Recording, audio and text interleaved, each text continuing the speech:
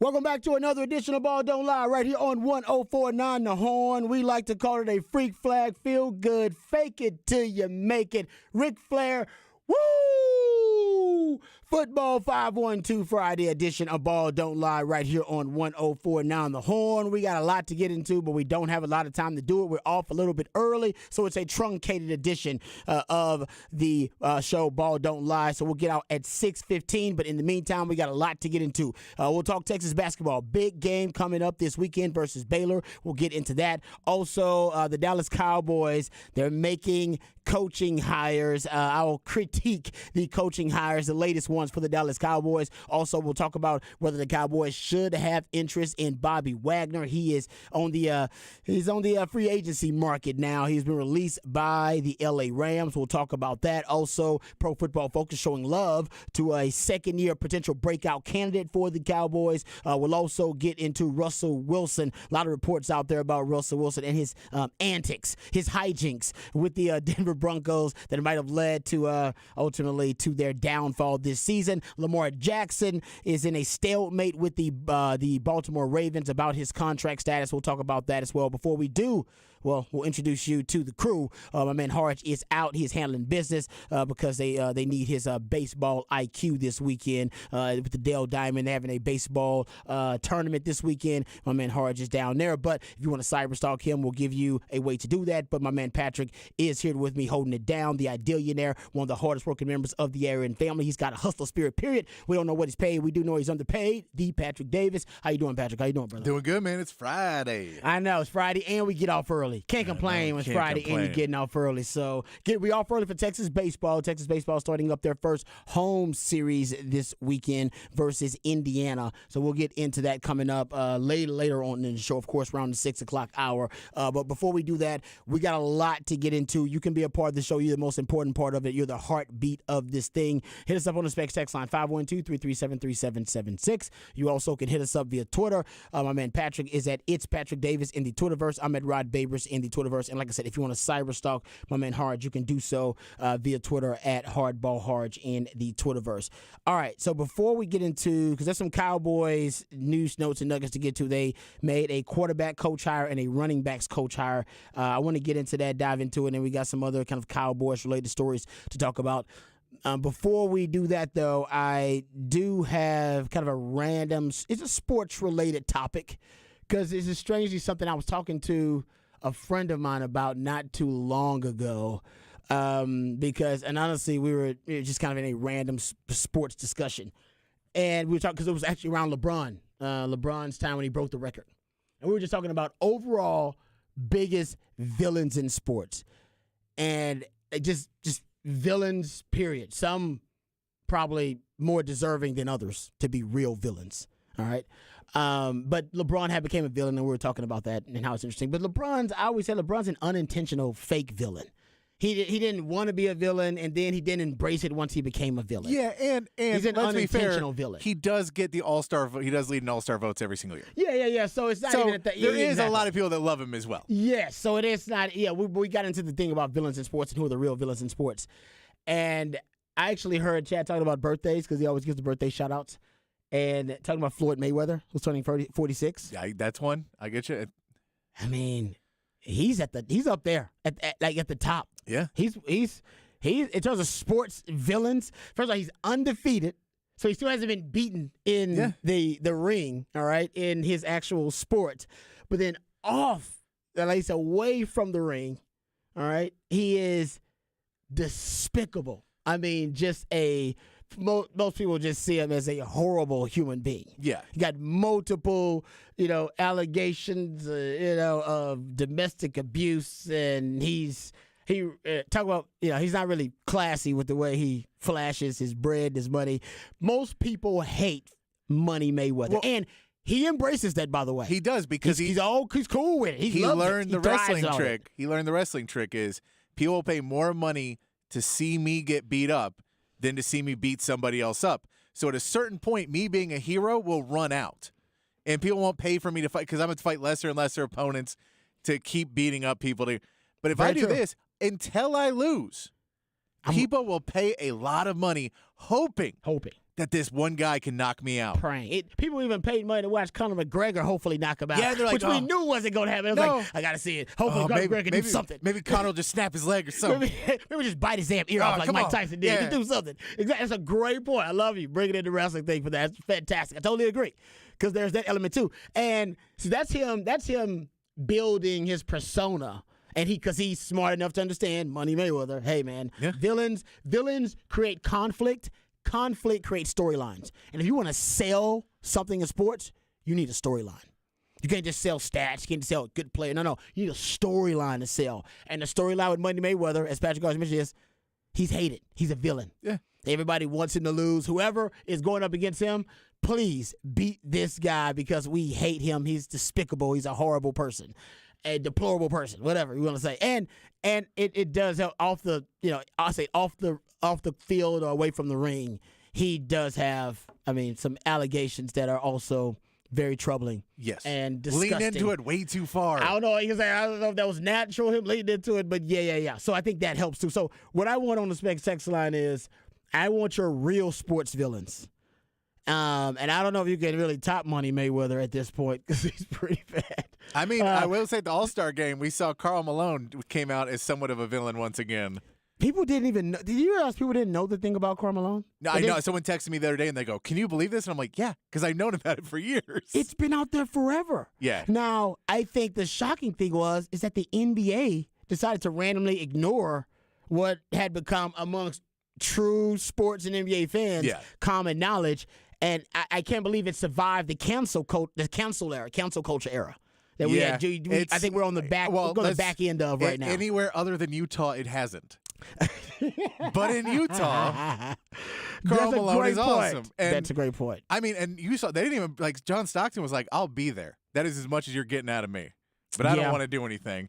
And if it's not Karl Malone and John Stockton, there is no other guy that is Utah basketball. Okay, for those who don't know, I guess I should just tell people really quickly what the story is. Okay, so it's not even allegedly. It's the real story. Karl Malone at one point impregnated a 13-year-old girl. When he was 20. When he was 20 years old. Her name was Gloria Bell. And he got permission from the parents. He got parental consent. Yeah, it doesn't. I know. Trust me. This is way after. I'm not saying I agree. It's Louisiana. I got family from Louisiana, so I know it is a backwards place. Yeah. And there are things that happen in Louisiana that shouldn't happen anywhere else in America. Yeah, but it's Louisiana. It's not Elvis times anymore. Yeah. So that happened, and so the consent. I guess the age of consent didn't matter because he got the parents' permission or whatever.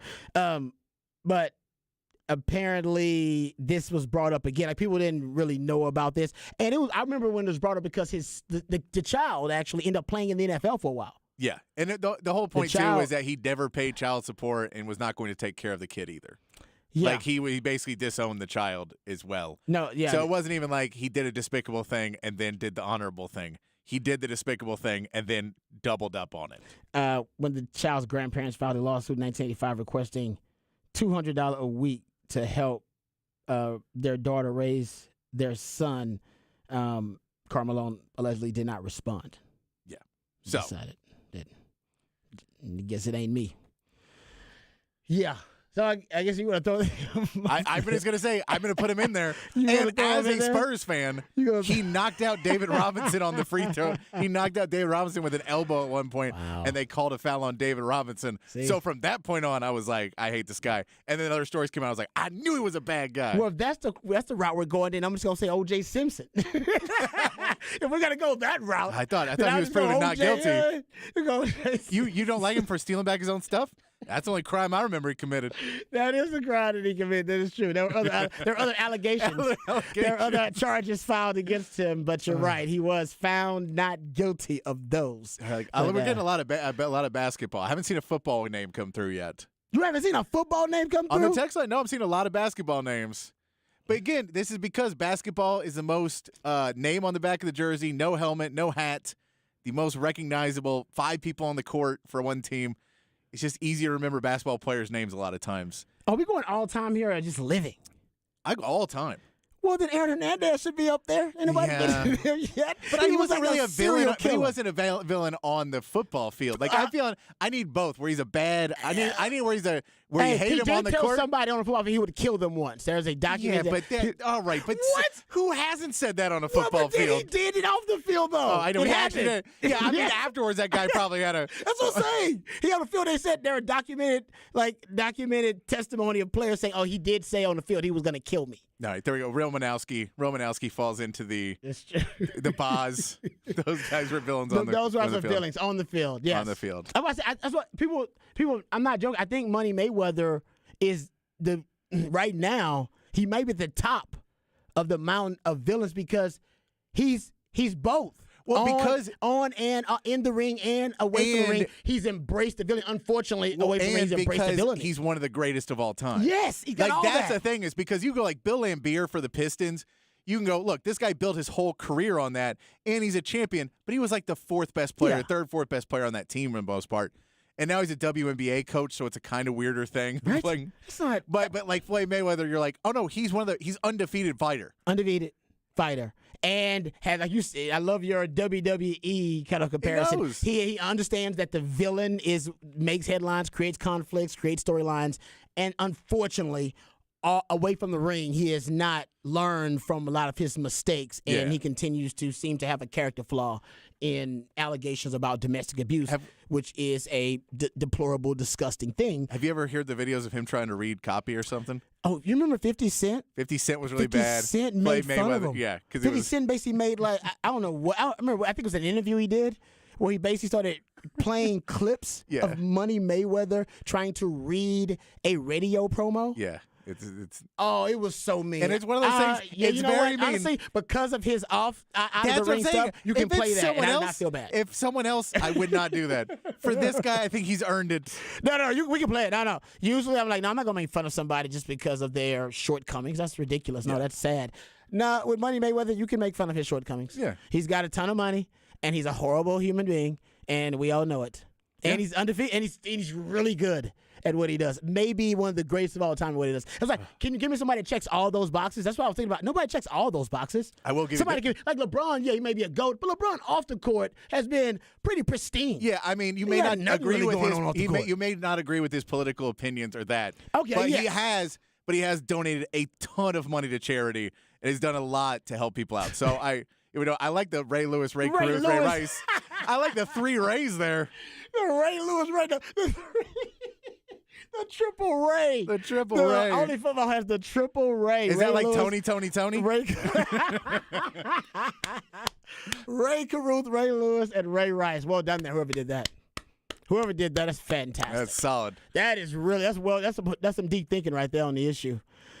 Yeah, it's just, I mean, I don't think Michael Vick is in the conversation. Yeah, Michael Vick is definitely there. Yeah. Michael Vick, I remember when Michael Vick became the most hated man in America. Yes. And hey, man, I got dogs, so trust me, I feel that pain. But I remember that. But he has paid his debt to society and since, and even I guess before that he did have some stuff going on. Was that Ron Mexico thing? Was that Michael Vick? Yeah. You remember Ron Mexico? Yeah, but that Was that him? No, because he put weed in a water bottle, right? Was that around something? I know. I thought that was a Ron Mexico story related. I have to look that up. When somebody's talking about real villains in sports, I'll have to look that up. Specs Text Line is lit. 512-337-3776. Lyle Elzado. Okay. I had to look into that too. Do a little deep diving into that. Someone getting a lot of Ray Caruth. Yeah, I mean, great. I mean, he's just. Oh yeah, Ron Mexico was his name to get some prescription drugs. Yes. For an ailment that he did not want people to know he had. Boom! There it That was. was. Yeah, Ron Mexico. Great. I mean, come on. That's go. fantastic. Ron Mexico. Ron Mexico. If Ron Mexico and Joey Freshwater are hanging out.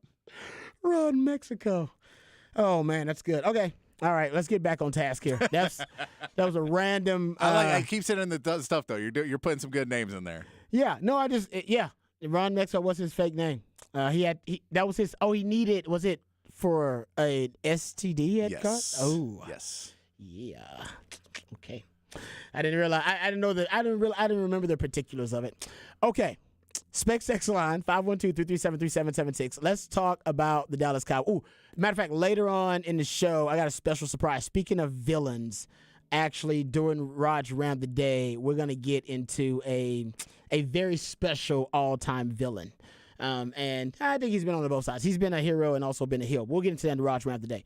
Let's talk about the Dallas Cowboys for a second. I saw something. Speaking of villains. Speaking of villains, hey, I think Jerry Jones is going to fall on that list for some people. Oh, no doubt, because people love to hate the Cowboys, and Jerry Jones, yeah, he does fit. He fits that.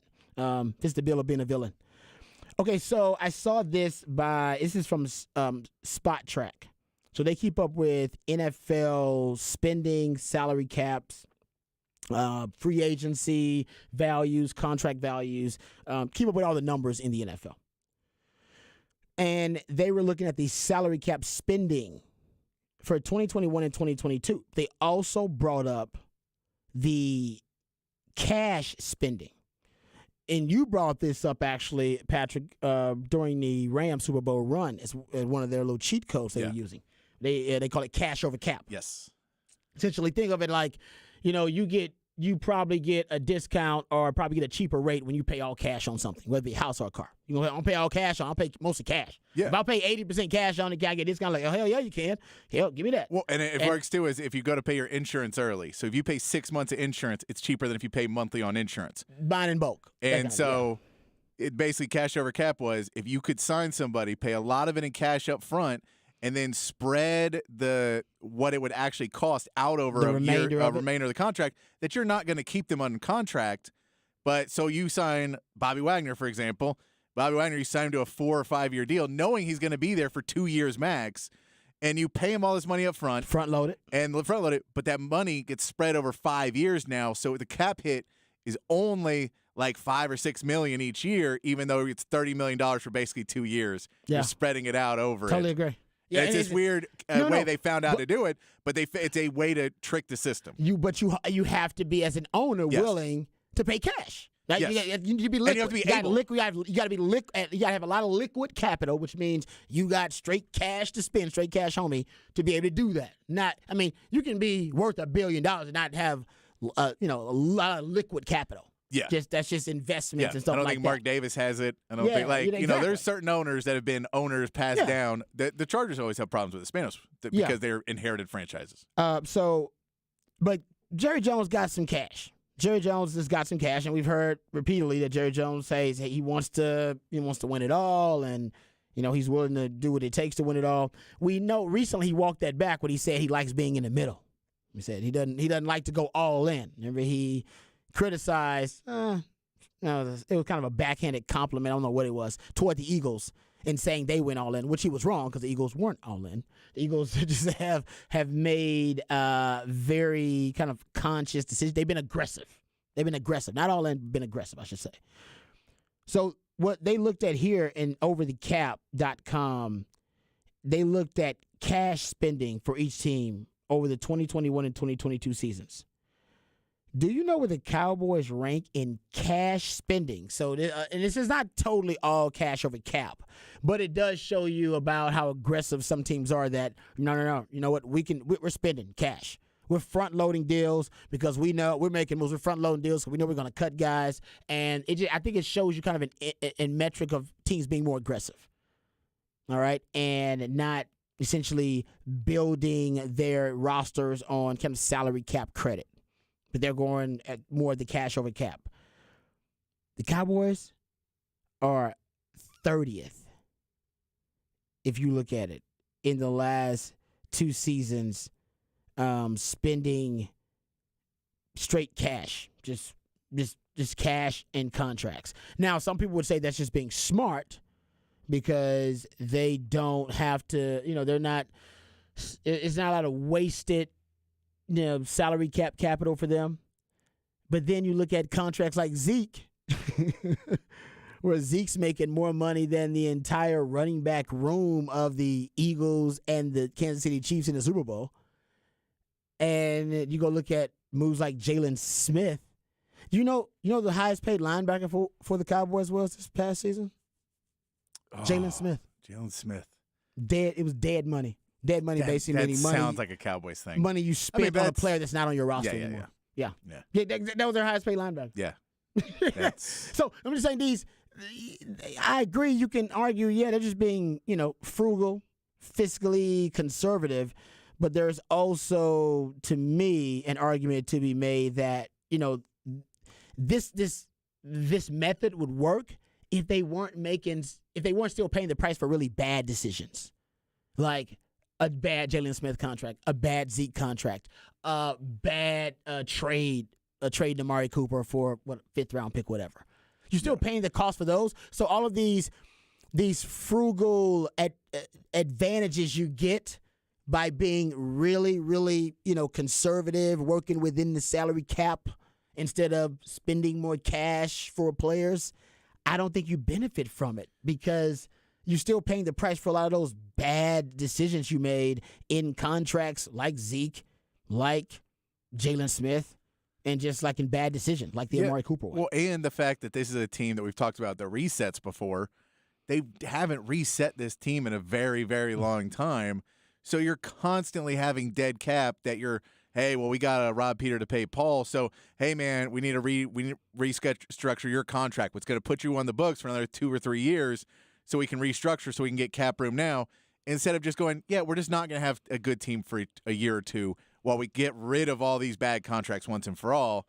And then when we come back, we can go cash over cap because we don't have all of this dead cap hanging on top of us because we're always going to have dead cap because we have to restructure Zeke again. So that means we're going to keep him for 2 more years.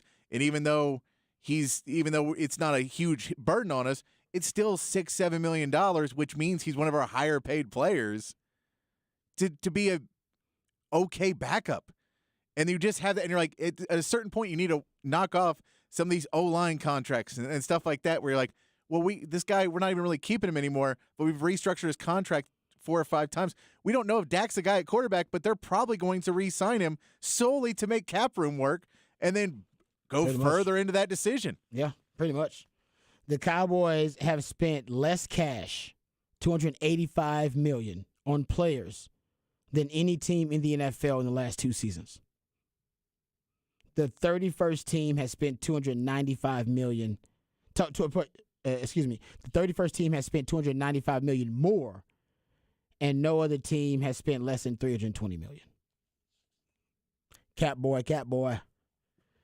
Like I said, there's a difference between being frugal and being cheap, and I think the Cowboys are the closer to being cheap than being frugal. You know what I mean? I think they're closer to being cheap than being frugal. I know frugality. My dad was a frugal man, but oftentimes would venture over into just being cheap. You know what I mean? That's not frugal, Dad. That's just cheap. My dad was frugal when we would go out into the neighborhood and collect cans, and then we would go trade in the cans at some recycling facility and make money off of. My dad was like, "Hey man, you want to make some money? Go out there and get them cans." Kind of like hobos do. We'd go do it. Yeah. And my mom was cool. She was like, "No, the neighborhood needs to be cleaned up anyway.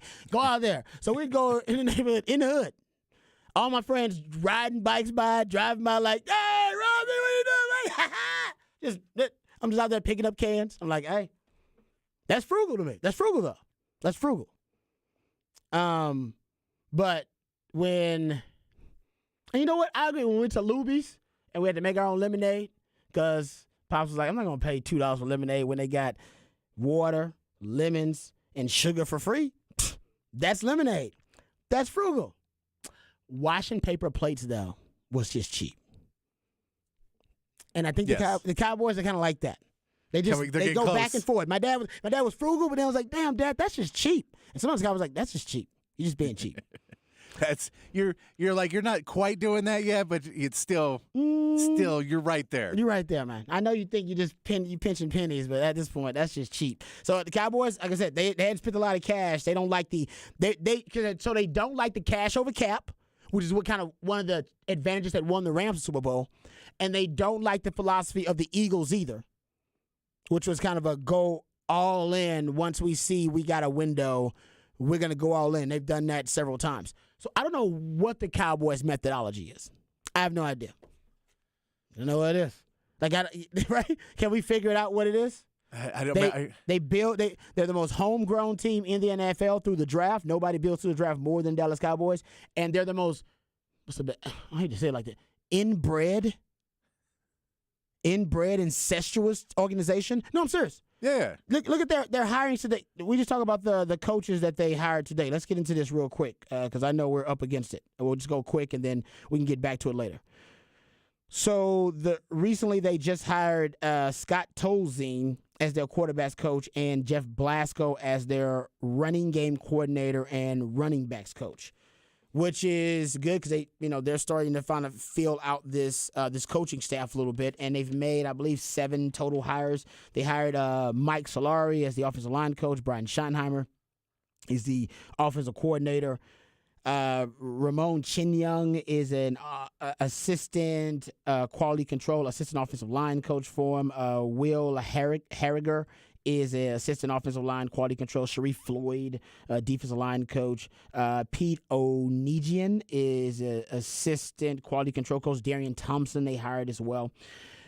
Most of these hires, and this is, this happens a lot in football at all levels. It does. But with the Cowboys, it seems like it is. It seems like to me it may be gratuitous. It might be happening, and it might be to the detriment of the actual organization. Every last one of the Cowboys hires, or at least most of them, I should say, are hires of coaches who have worked within the organization recently, which it means they're in-house hires, or there is someone who worked with Mike McCarthy back in the past, or worked with Mike McCarthy at one point in their career. And there's nothing wrong with that. That's the case with Brian Schottenheimer. That's the case with Blasco. That's the case with Mike Solari, the offensive line coach. All the new coaches they're bringing in. Nothing wrong with that. That's all about chemistry and continuity with the coaches. But even going back to Kellen Moore with the Cowboys, and even before that, your Scott Linehan, whatever it is, they just seem to me they're always about hiring coaches who are in-house hires. They are really, whether it be Jason Garrett, whatever, they're just really comfortable with that. And I get it. I know the advantages of it. But I'm saying, I think it happens all across the league, but not to the extent the Cowboys abuse it. Yeah. I think the Cowboys, they don't bring in anybody with outside perspective, a fresh perspective, with outside ideas. And by the time so they're bringing in these young assistant O-line coach or assistant quality control guy, and then they're going to promote him 3 or 4 years later once one of their coaches leaves. The problem with that is those guys are now already indoctrinated. Well, they're already being programmed. You're teaching them your system. Yeah, you're teaching them the Cowboys way of life, the Cowboys methodology. No, bring somebody in who can look at the Cowboys methods and the Cowboys practices and the Cowboys way of doing things and go, you know what? There's a better way, guys. Actually, I have an idea of how to make this more efficient or make this more effective. They don't have that. So when the Cowboys interview think about this. So the Cowboys are always making these in-house hires. If they're interviewing outside candidates during this process, most of the time they're deciding my guy is better. Yeah. What? Every time you do interviews for a vacant job, you decide the guy at your place who is already with the organization is the best hire for the job? Every time? Cronyism. Right? Like, come on, man. Cronyism is the phrase of hiring your friends and colleagues and giving them preferential treatment. It is nepotism, but for not family members. Cronyism is the term, which really seems to fit like a Cowboys. It's Jerry and a bunch of his cronies. Yeah, the Scott Tolzien hire. I mean, Scott Tolzien is not from the organization, but he was working as he was a quarterback under Mike McCarthy. So Mike McCarthy likes him. Mike McCarthy knows him. So he was an assistant, I believe, for the Cowboys. Though. Yes, you're right. But yeah, exactly. So he was within the organization. Yeah, for like a year. Yeah, so So Mike McCarthy brought him in. They got him, and then they've upgraded him. And Cowboys, get ready to see your new offensive coordinator, Scott Tolzien, in a year or two? Exactly. Whenever Brian Schottenheimer gets some love, and hopefully that's the case. Maybe he gets promoted to another job. But Brian Schottenheimer, same type of thing. And the Cowboys, they really have a habit, in my opinion, of hiring within the organization a little too much, promoting within the organization a little too much. You need fresh ideas. You need outside perspective. They don't get enough of that. All right, we come back. We'll get into a little Texas basketball preview on the other side. They got a big matchup coming up versus Baylor. On the other side right here on Ball Don't Lie, 104.9 The Horn.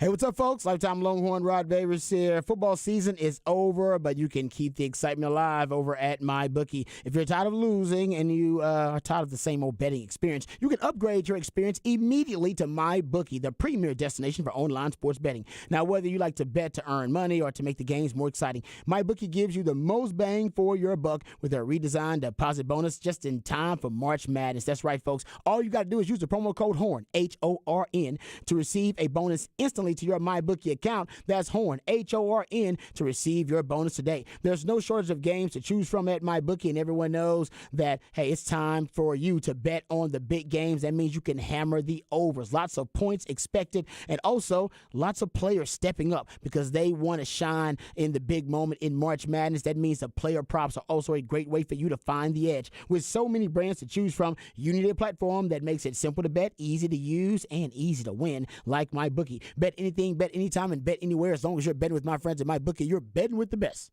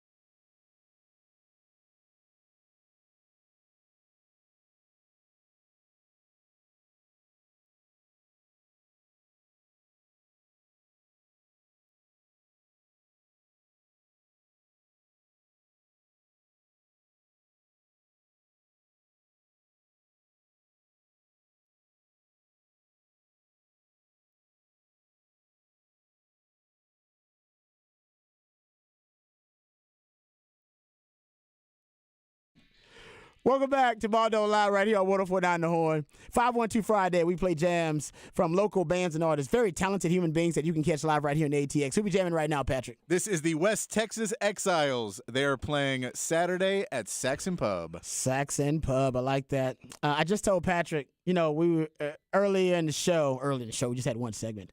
We were talking about greatest villains in sports. I'm talking about real villains in sports. Now, some people are like, this guy's a villain. Like, no. I brought up Floyd Mayweather because I don't know if anybody checks all the boxes to be currently the GOAT of sports villains right now. I mean, he checks a lot of the boxes. Outside the ring, he's despicable, horrible, deplorable. Inside the ring, he's undefeated. And he embraces his villainy. That's important.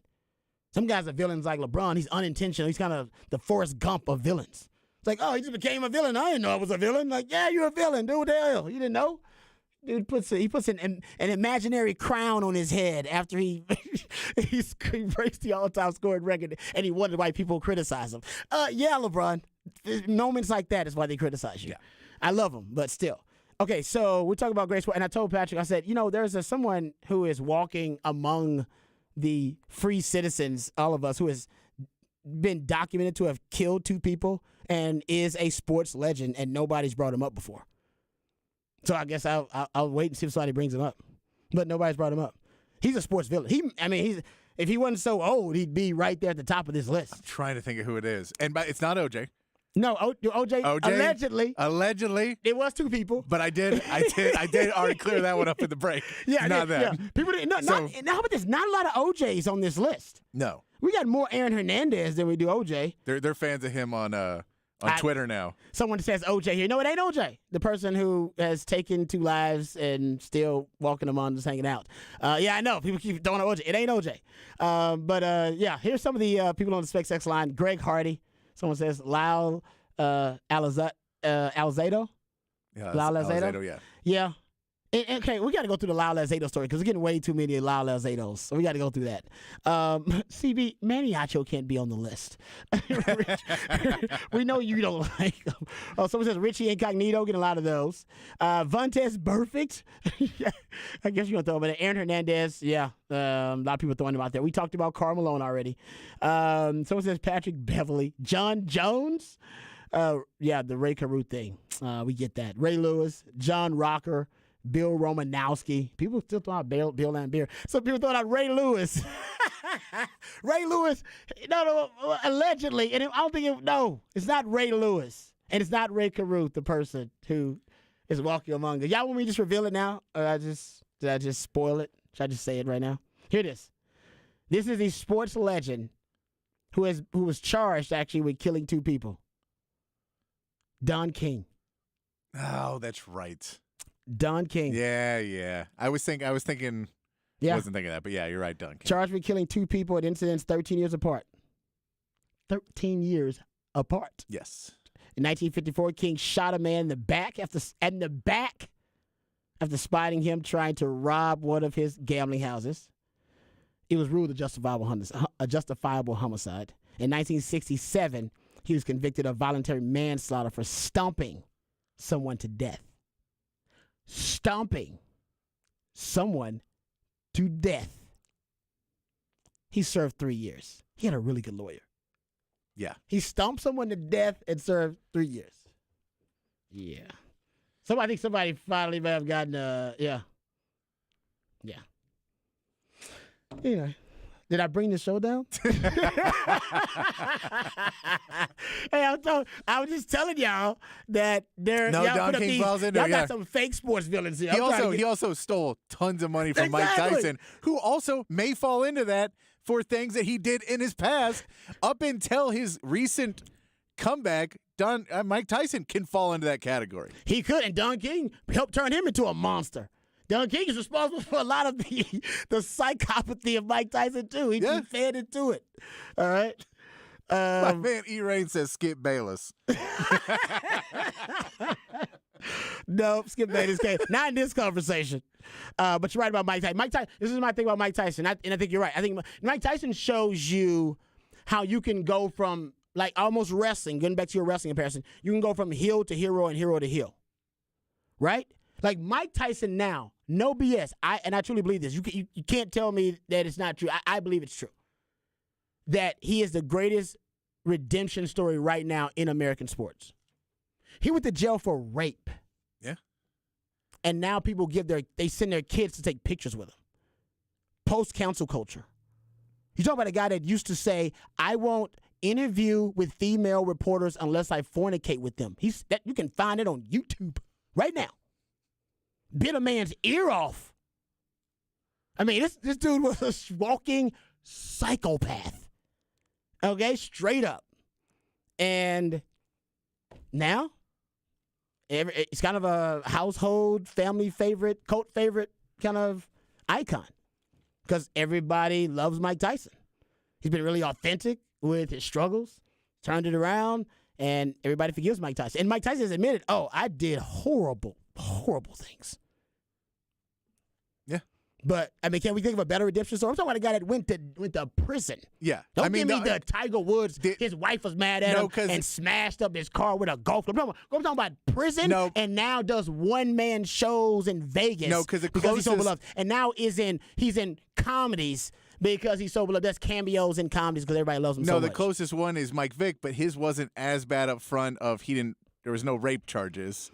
But he did go to prison, and now he does host a morning show talking football. Very true. Which you would not expect to be a thing. So he definitely went, but I think he flies under the radar enough still outside of football, where Mike Tyson is very much in the pop culture. No, you're right about that. So football people know that he is doing stuff, but a lot of people who would probably be very pissed off to find out that he is doing so well right now do not even realize that he exists on a morning show. Very good point. Yeah. No, I love the redemption stories in pop culture, period. Yeah. I mean, that's why I love the fact that Snoop Dogg, somebody who was on trial for murder at one point, too, and a hip-hop icon can now do a show with Martha Stewart. Well, I mean, she was actually convicted. So there is... She did serve time. So there was an ex-con on that show. There was an ex-con on that show? Was it Snoop? No. She was doing the harsh rules of insider trading. Oh, yeah, that's true. I forgot about that. Oh, man. How did I forget about that? Okay. So, yeah, we got deep into that conversation. But, yeah, just so you know, the Don King, Mike Tyson thing, that's, they were in the conversation, too, both of those guys. I thought about both of them, too. And to show that also you can have the ultimate, heel to hero, hero to heel switch, I mean, just to show as a country we can do it. Muhammad Ali. When Muhammad Ali protested and boycotted the draft, he was one of the most hated human beings in America, easily. Yeah. Like, he changed his name to Muhammad Ali. I bet it was. Hey, he was hanging out with the Nation of Islam. All right, and chasing the name to Muhammad Ali. He had probably a 80% disapproval rate in this country. Only people that probably approved of him were African Americans, and not all of them, by the way. Not all black people thought he was doing the right thing. And now Muhammad Ali is an icon, and he is celebrated for his beliefs and for his faith and for his courage and all those things that we should celebrate him for. But it just shows you that, sometimes it may to make that switch convenient, it may take a few decades for everybody to catch up to you.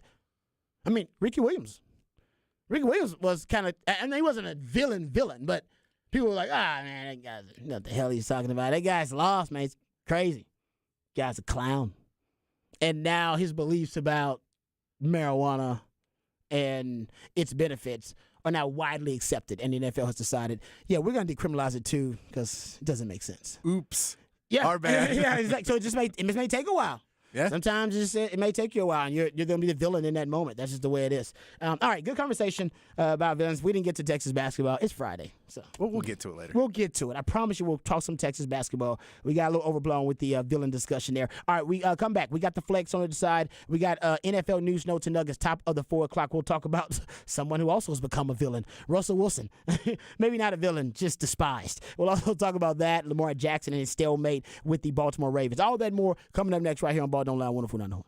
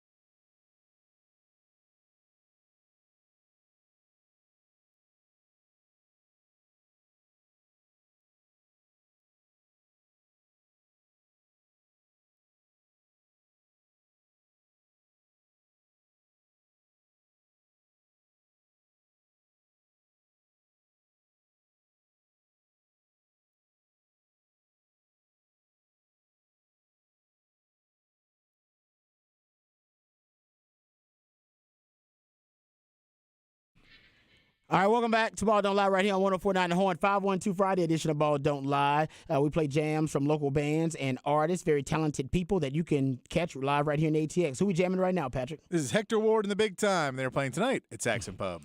All right, in regards to our conversation about greatest sports villains or villains in sports, the Ray Lewis name keeps coming up. Because Ray Lewis had the trial, the murder trial against him, the allegations against him. I mean, for everybody saying he's a villain, I mean, he was, obviously acquitted of those charges. But we never found the white suit, I'll just say that. Never found the white suit. We don't know. The alleged blood-stained suit dumped in a garbage bin outside of a fast food restaurant that we never seen again. That's all we know about Ray Lewis and those shady deeds. 2 people were stabbed and killed by members of his entourage or him, and we just never got to they never had the suit. They couldn't find the suit. Couldn't find the suit. Can't find the suit.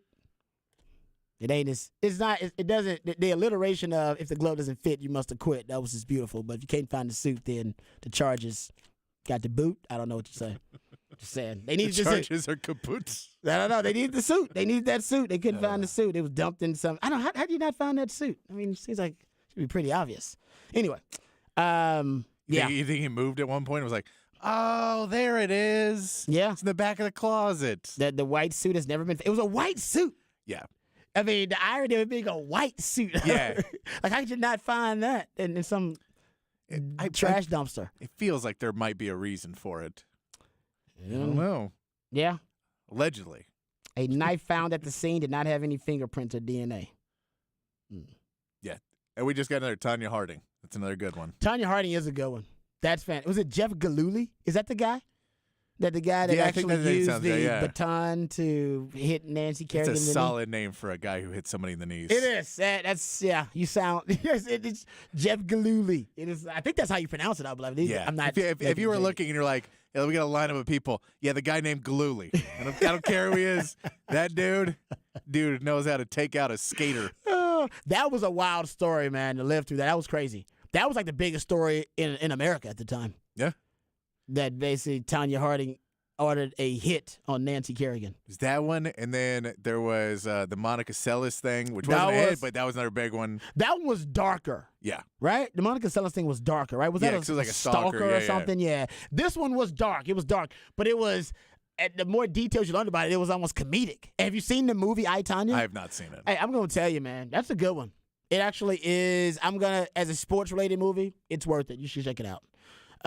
People keep throwing up Ty Cobb. Yes, Ty Cobb is known for being one of the all-time historic greatest racists in sports history. Yep. Notoriously just did not prefer people of another race, just could not stand them. Allegedly. I don't know Ty Cobb personally. But yeah, he was also known to be just a horrible person. Like, he just wasn't a nice guy. And I think there's some allegations of him about doing some stuff, but I got to go look it up and research it, so I'm not going to throw out stuff to besmirch the name of Ty Cobb before I am more informed and educated about it. All right, go to FLX ATX. You don't want to judge a book by its cover. That would be unfitting. Oh, Chad, hit me a good one. If you can't find the suit, your suspicions are moot. Solid. That's solid. That is Chad, good. you're hired. You're my That lawyer. is well done, Chad. See? Johnny Cochran would be proud. He's in his grave right now just applauding Chad. If they can't find the suit, your suspicions are moot. Well solid, done there. Solid. It feels like a Friday show. It does. FLXATX.com, FLXATX on all your social media platforms. Go check it out for yourself. Always great content up there for you at FLXATX.com. And, of course, it is basketball. Actually, it's a playoff season for basketball here in the area. So you can go check out all of the results and all of the breakdown about the matchups at FLXATX.com. They got the by-district final scores and the area-round matchups up there for you. So you can go check that out. And also got a great rundown of the Wednesday night flex that we had earlier this week. Zach Lucero doing a great job with that. Nolan, the seed, Cameron helping out. Those guys do a really good job. So you can go check out the replay replay of the flex, but also go check out the hoops action or the recap of all the hoops action from your local Central Texas teams right there at FLXATX.com, FLXATX on all of your social media platforms. All right, we come back. We got NFL news, notes, and nuggets. We'll talk about Russell Wilson. Apparently, Russell Wilson was trying to, at least attempting to get Pete Carroll and John Schneider, the GM of the Seahawks, fired before he was ultimately traded to the Denver Broncos. That's the latest report from The Athletic. We'll talk about that. And also Lamar Jackson's stalemate with the Baltimore Ravens. Right now, seems like they're at a bit of an impasse. We'll get to it. All that and more right here on Ball Don't Lie on 104.9 The Horn.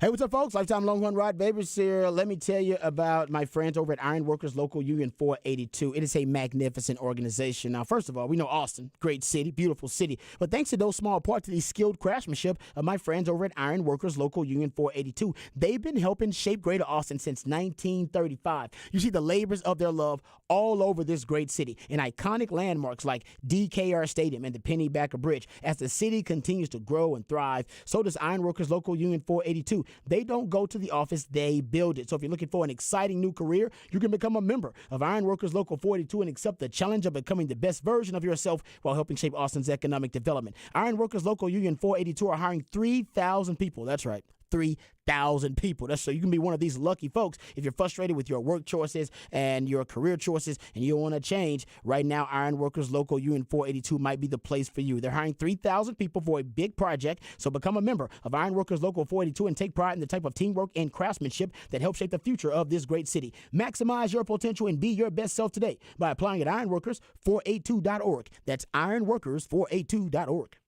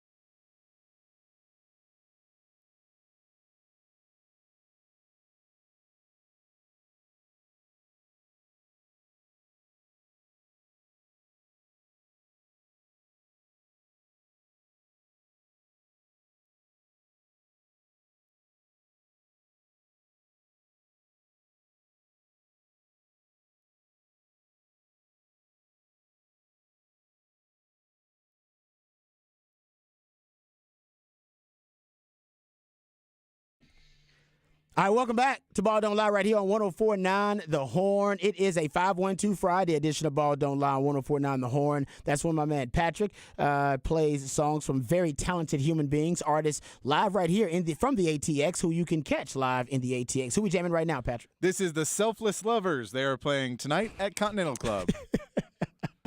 I just love that. It's a simple name, but it's a damn good one. Is it Selfless Lovers? Selfless lovers. Selfless lovers. Don't we all strive to be? I mean, I don't know if everybody does.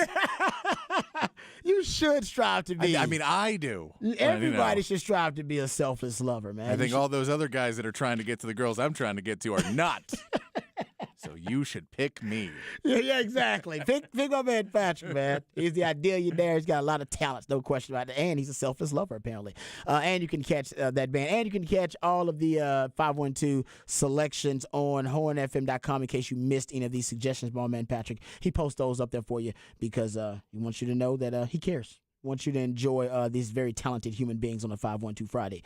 All right, Russell Wilson used to be a very talented human being. I don't know what happened this past season. See, it was a precipitous drop-off and a fall from grace. You guys know I'm a Russell Wilson fan, and I still am. I just don't voice my fandom now. It used to be one of those things like, I throw my Russell Wilson fandom out there in any conversation about quarterback rankings in the NFL, something like that. Nope, don't do that anymore. Nope, you wouldn't even know I was a Russell Wilson fan at this point. And it's hard to be one. Because all the reports point to Russell Wilson basically at one point in his Seattle career when he essentially, I guess, became the face of the franchise, that he changed. There are even Richard Sherman points this out in some of his podcasts, that they didn't have direct line of communication with Russell Wilson, that they'd have to talk to a representative just to talk to him. No, these are true stories, crazy stuff. And here's another one. So this is a story that comes from The Athletic. And it claims that Russell Wilson at one point went to Seattle ownership and tried to get Pete Carroll and John Schneider fired or replaced. That's the best term to say. He basically believed they were holding him back from achieving his goals of winning additional Super Bowls and individual awards. Based on the report here, that's what it says. And how about this, though? This is serendipitous. This is beautiful. Reportedly, his preferred replacement for them at the time was Sean Payton. There you go. All right. That's pretty good. So it maybe they end up coincidentally being together. That would be great. But that is the latest report from The Athletic, is that Russell Wilson had gotten so brash, arrogant, cocky, whatever you want to call it, that he went to ownership, not management. He went above management's head, and decided, you know what, I'm going to try to convince the owners to fire the coach and the GM for the quarterback. Now, you know my term for this, and I've been throwing it around for a few years now, and I think it's catching on. Starting to hear it other places. And I didn't hear it before I started using it. It's the NBA-ification of the NFL. It is. Now, I will say he has denied it. Yes, of course. Well, who wouldn't deny it? No, because some people may not say anything. Yes. He has come out and denied it. He has come out and denied it. And I'm glad he's denying it. So he's denied it and says, no, I would never do that. And so this makes me wonder more if this was a situation where, I think he did say it, but I think I could believe it was a situation where they called him in and they said, how do you think we should improve this situation? More trying to get on him that he was not leveling up to the level he needed to be at. And his response to how can we make this situation better was, well, maybe it's time to bring in a new system and new general manager. If we're not getting over that hump, it's clearly not me. So it has to be the other people that are in charge here, which would mean Pete Carroll and general manager. And you'd say, if we change them out, and he goes, well, how do we fix it? He goes, well, Sean Payton he's leaving the Saints, so maybe we get him to come in, and then we I can see that. I can see that to where it's not like an end of season meeting, and it's part of the discussion. Yes, and so it's not as bad as him picking up the phone and calling ownership to say, "Hey, you need to fire everybody." But he was asked the question of how to improve the team, and his response was, "Well, maybe these guys are the problem, not me." But it tracks, though, right, with what happened at Seattle and the way it all deteriorated. Yes. It does track that it basically became Russell Wilson against management. And this would explain it would explain them the rift. It would explain why they couldn't get along and what happened after so much success early on with this same holy trinity of Schneider as a GM, Pete Carroll as head coach, and Russell Wilson as what was seen at the time as being the perfect face of a franchise. Guy wouldn't get in trouble off the court. Yep. You know, he was a man led by his faith, and he was always visiting kids in hospitals. I mean, everybody loved him. And he was a damn good player on the field. And turns out that Pete Carroll and John Schneider and the organizational culture of the Seahawks at the time, which remember, that Legion of Boom leadership was strong. Yeah. A lot of strong personalities in that group, man. So that was Bobby Wagner, Richard Sherman. That was a strong group. Marshawn Lynch, strong group. He wasn't in Legion of Boom, but you get my point. There's a lot of leadership on that team. They didn't need the quarterback to assert himself and be the leader, alpha male of all alpha males. They had a lot of them there. And as they lost those guys and he had to take on that role, it would seem like that's when The crack started to show. Yes. Yeah, no, it seems as if, and I mean, we all saw it last year because that was the discussion, was we talked about it and everybody else talked about it, was, is it time for Pete Carroll's career? And I would have said, yeah, it seems like Pete Carroll's lost the team. It seems like, and what we see afterwards was, well, no, he was kind of trying to make Russell Wilson take on some of it, and he didn't want to take on whatever load there was, and they end up making the smart trade, which is they now get a top pick for getting rid of a guy, and they go off and still make the playoffs. And Geno's exactly, and that's, to me, I think, seeing the stark difference between the organizations and how they perform this year. Russell Wilson having the precipitous drop off in the fall from grace, and Geno Smith reviving and resuscitating his career with the Seahawks. Yeah. I think it's the same conclusion everybody came to after watching Tom Brady win a Super Bowl his first year away from the Patriots and watching Bill Belichick and the Patriots struggle. Yeah. And it's like, okay, well, obviously we were underestimating the impact of one Tom Brady. And I think the same thing here. I think we were all overestimating the impact of Russell Wilson. Yes. And underestimating Pete Carroll's impact there with the culture. Pete Carroll can coach. Yeah. No, he can just have flat out coach. And I mean, and we'll see this season, because there is this whole weird cloud over all of it too, because part of it is you're like, was Nathaniel Hackett the worst coach? Like, is he just the worst coach? He was pretty bad. And that's the thing, though, is it really, because we know he's bad overall no matter what, because he couldn't figure out a way past the Russell Wilson problem. So it wasn't like, oh, well, I put in another quarterback and then we were a 500 team or we were an okay team. It was like nothing we do is going to matter. So he clearly was a bad coach and not ready to be a head coach in the NFL. But how bad that when Sean Payton comes in, does this turn around and they're a playoff team and they're what we thought they were going to be a year ago? Or is there still tons of struggles and this offense still doesn't go and all these young wide receivers can't figure it out with Russell Wilson and he's still calling out plays that Seattle used to call? Like, is that the same guy or is it going to be completely different? Because there's the cloud of Nathaniel Hackett where we don't know, was it just Nathaniel Hackett or was Russell Wilson really that bad this year? I think it was more Russell Wilson being bad, and not that they can't revive Russell Wilson's career, because we've seen it, so we know it can be there. But Nathaniel Hackett came in. I think the belief was that Russell Wilson was going to basically take ownership of the offense and ownership of the team, and you can see he was trying to do that. Now, it was fake and it was disingenuous. Yep. And the players saw right through it. Now the reports we're saying is that Russell Wilson doesn't know how to be a leader. Okay, at least based on the reports.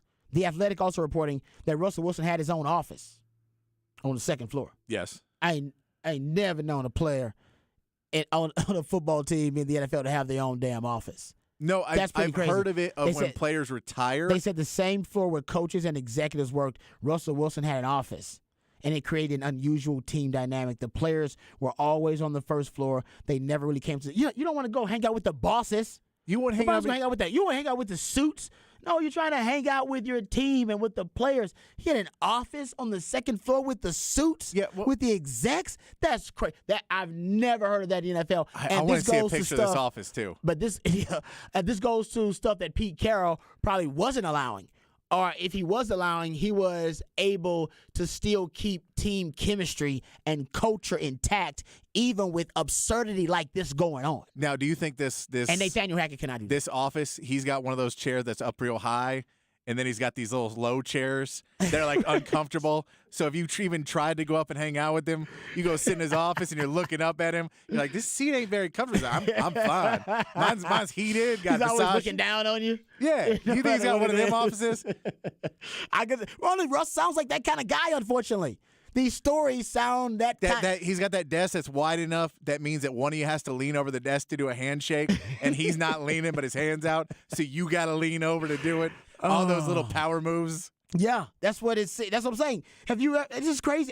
Honestly, what sport have you heard of this happening? I'm sure it's happened. But no, because I've heard of in NFL offices of people getting off that people get offices after they retire. Yes. So that they're like, hey, we want to keep you part of the organization, so we're going to give you an office here so you can come and still be part of the organization. But not while you're a player. No, while you're a player, it's like you want to be in the locker room because you want to lead the men in the locker room. That's your team. And how do you come in? Like, would you trust somebody you work with that's supposed to be your coworker, and then boss calls a meeting, right?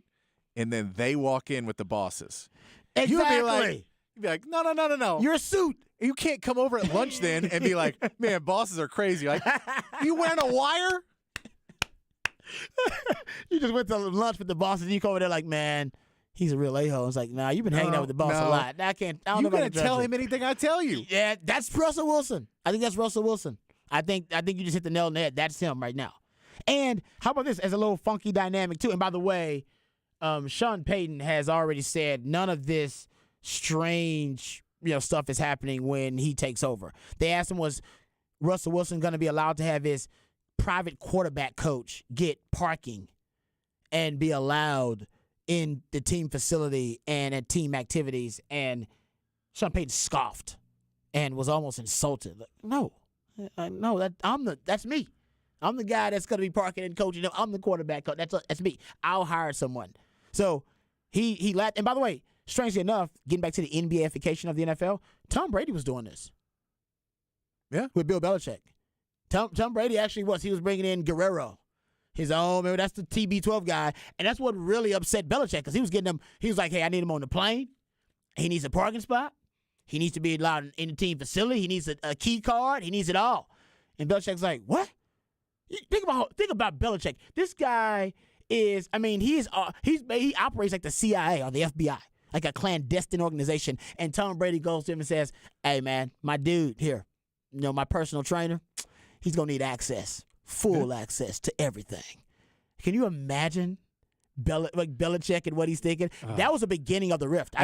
That's a shut the door and cuss him out moment. Yeah, you walk outside. I'm gonna shut this door and I'm gonna scream and I'm gonna let you back in. Yeah, exactly. But Brady's going, you know why I can still play this way at damn near 40, right? You know why I'm still this good? It's because of this guy, right? Well, that's so. It's like that. But that's what Russell Wilson. I'm saying that's probably what he was telling them too. Well, and if you talk about the NBA-ification, this is Tim Duncan when he was the free agent and considering going to Orlando.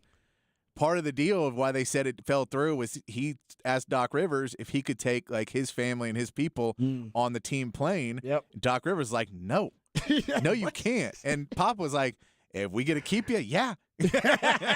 We're San Antonio. We can't lose you. Yeah, like and you so can bring like, everybody. Yeah. So if you need to keep your trainer or you need to keep whoever it is that you want to have, you can bring him. And a lot of times I think it was his manager, it was his friend and stuff like that. But it was But Pop, the Spurs let him, and he was like, that was one of the big reasons he said he came back to the Spurs.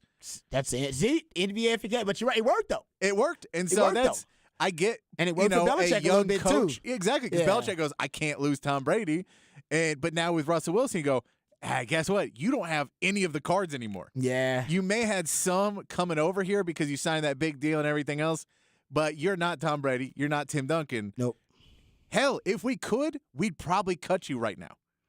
and go try and find another quarterback. They could. They can't. They just for at least 3 more years, he's their quarterback. Yeah, so they're like, you have no longer have this ability to hold over us anything, because if worst case scenario, you just hold out, we'll go get an exemption from the league that you don't want to play anymore, and they'll gladly give it to us because we're the new owners, and you'll be kicked out of the league basically.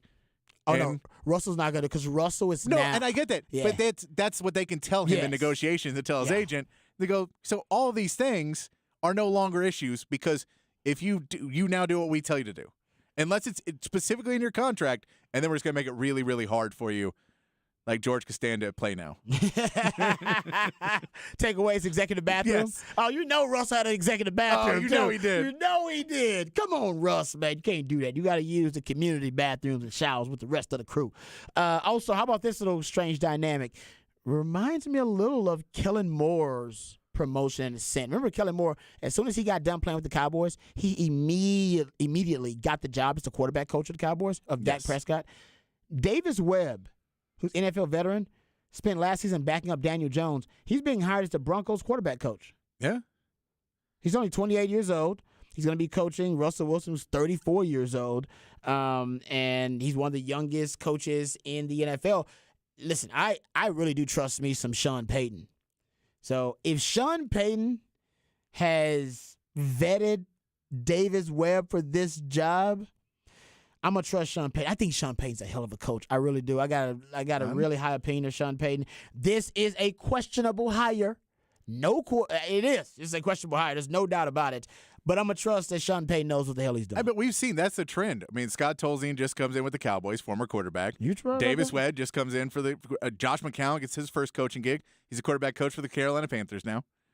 So this quarterback coach position has really gone the way of, we're just going to bring in a quarterback who's been out there and seen what it is to be on the field in the NFL, and maybe they can help our quarterback have that eye set and help us in the coach's room tell us what it's actually like in the headset on the sideline.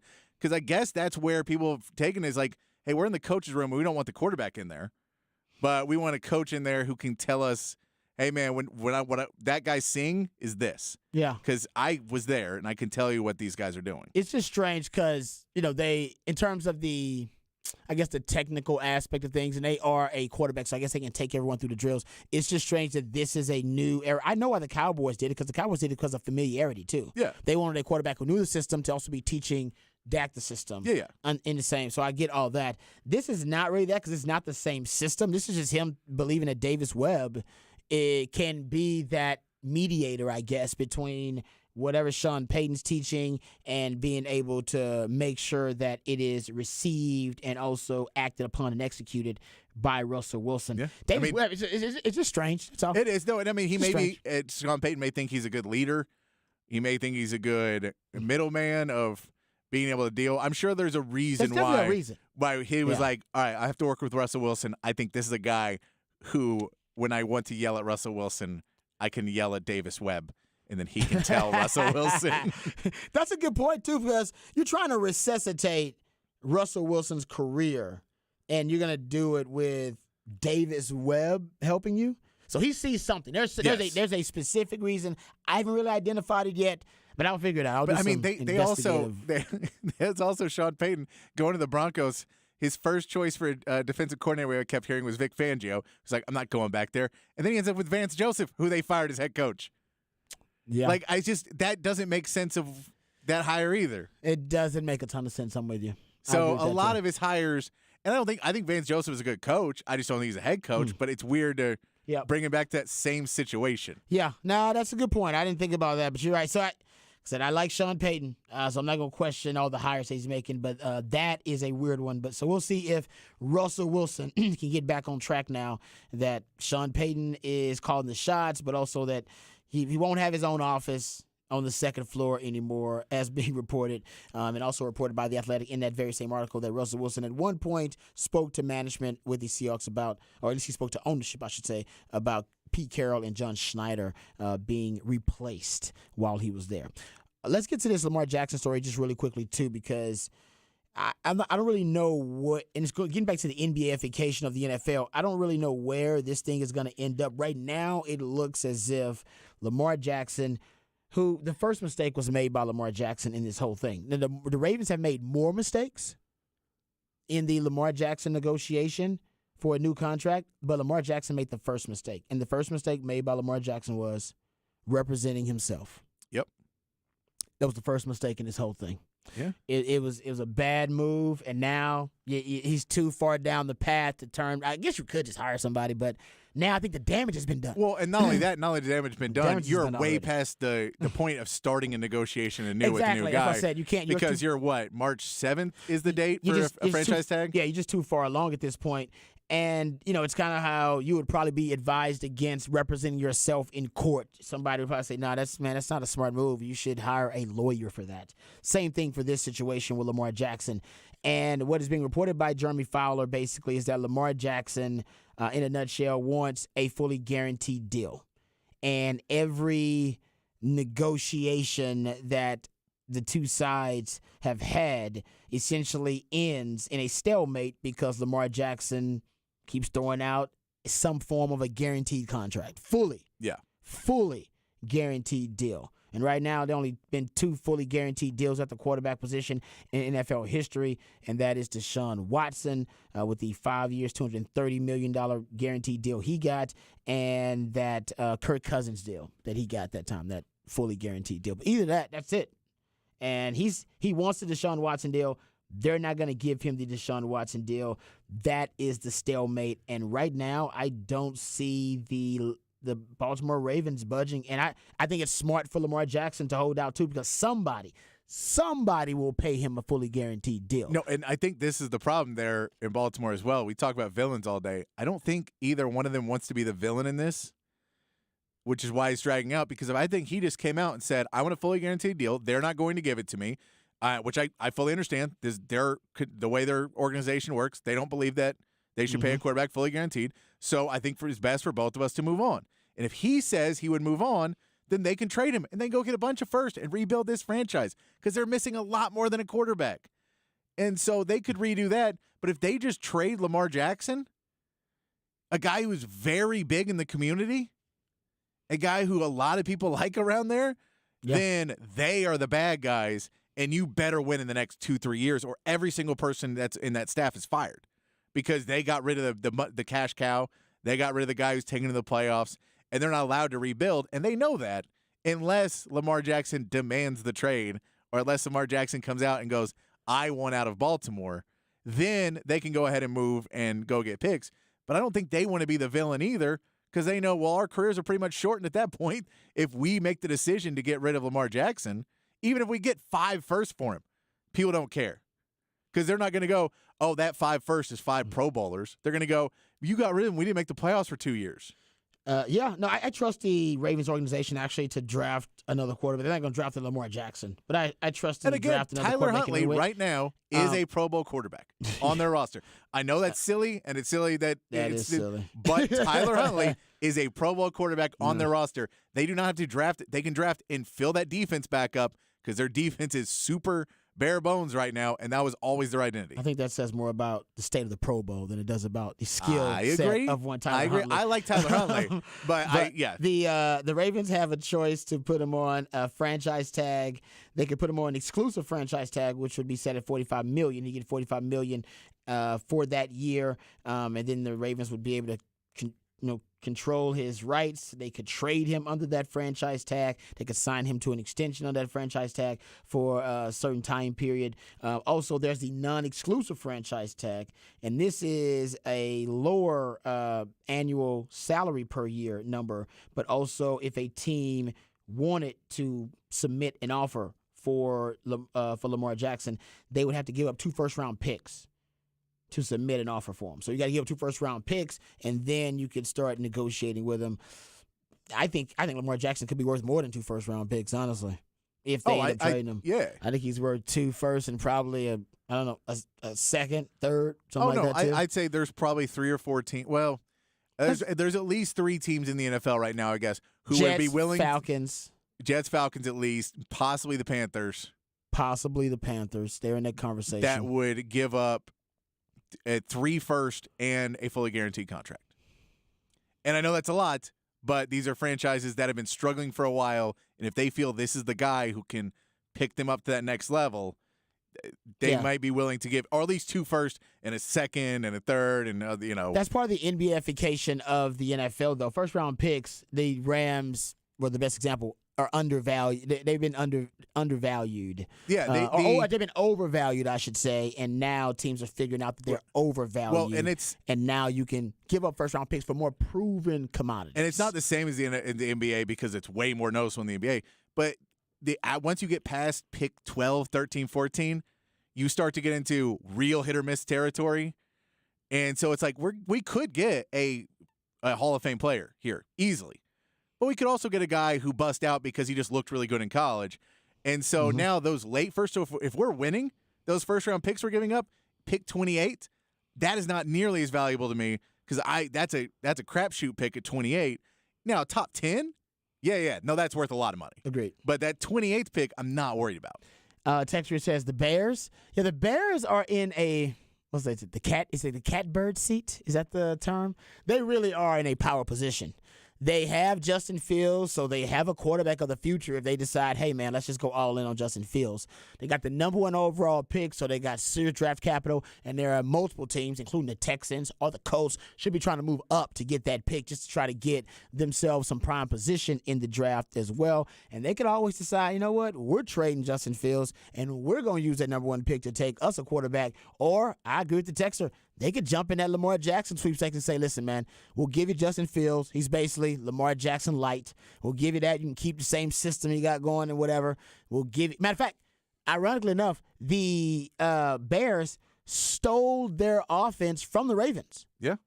Remember I told you guys when the Bears first broke out that new look offense with Justin Fields after their bye week, it was when they were watching film and they saw the Ravens offense, and then one of the coaches said, man, why don't we just run that with Justin Fields? Because he can do all that stuff. And they did it, and he blew up. So they really could just kind of throw him right into the mix there with the Ravens, with their scheme, what they're doing. Todd Monken can really weaponize his skill set, and then they can decide, hey, man, we're going to offer up Justin Fields, and we'll offer up you up a first-round pick. Give us Lamar Jackson. Give us the man. We'll give him a new contract. He can be the face of the Chicago Bears. We hadn't had a quarterback here in a long time. Justin Fields, I guess he's the face of the future for the franchise, but I think Lamar Jackson would be a much better face. Fan-friendly face for the Chicago Bears fans out there. So, yeah, that's a good one, too. That's a really good one. I like that. All right, we got actually, my man Harsh is not here, so no Harsh Knock Life, but in that Harsh Knock Life segment, we'll do a Texas basketball preview. We'll talk about Texas basketball, big game coming up this weekend versus Baylor. Also, the ladies, who are also leading the Big 12 right now. They got a big matchup, I believe. Oklahoma? Is it Oklahoma this weekend? Who they play? Yes. It's Oklahoma this weekend? Oklahoma. And it's a 10K for 10K, which we'll talk about, too. Oh, I like that. All right, we'll get into that, too. We'll talk some Texas basketball on the side right here on Ball Don't Lie, 104.9.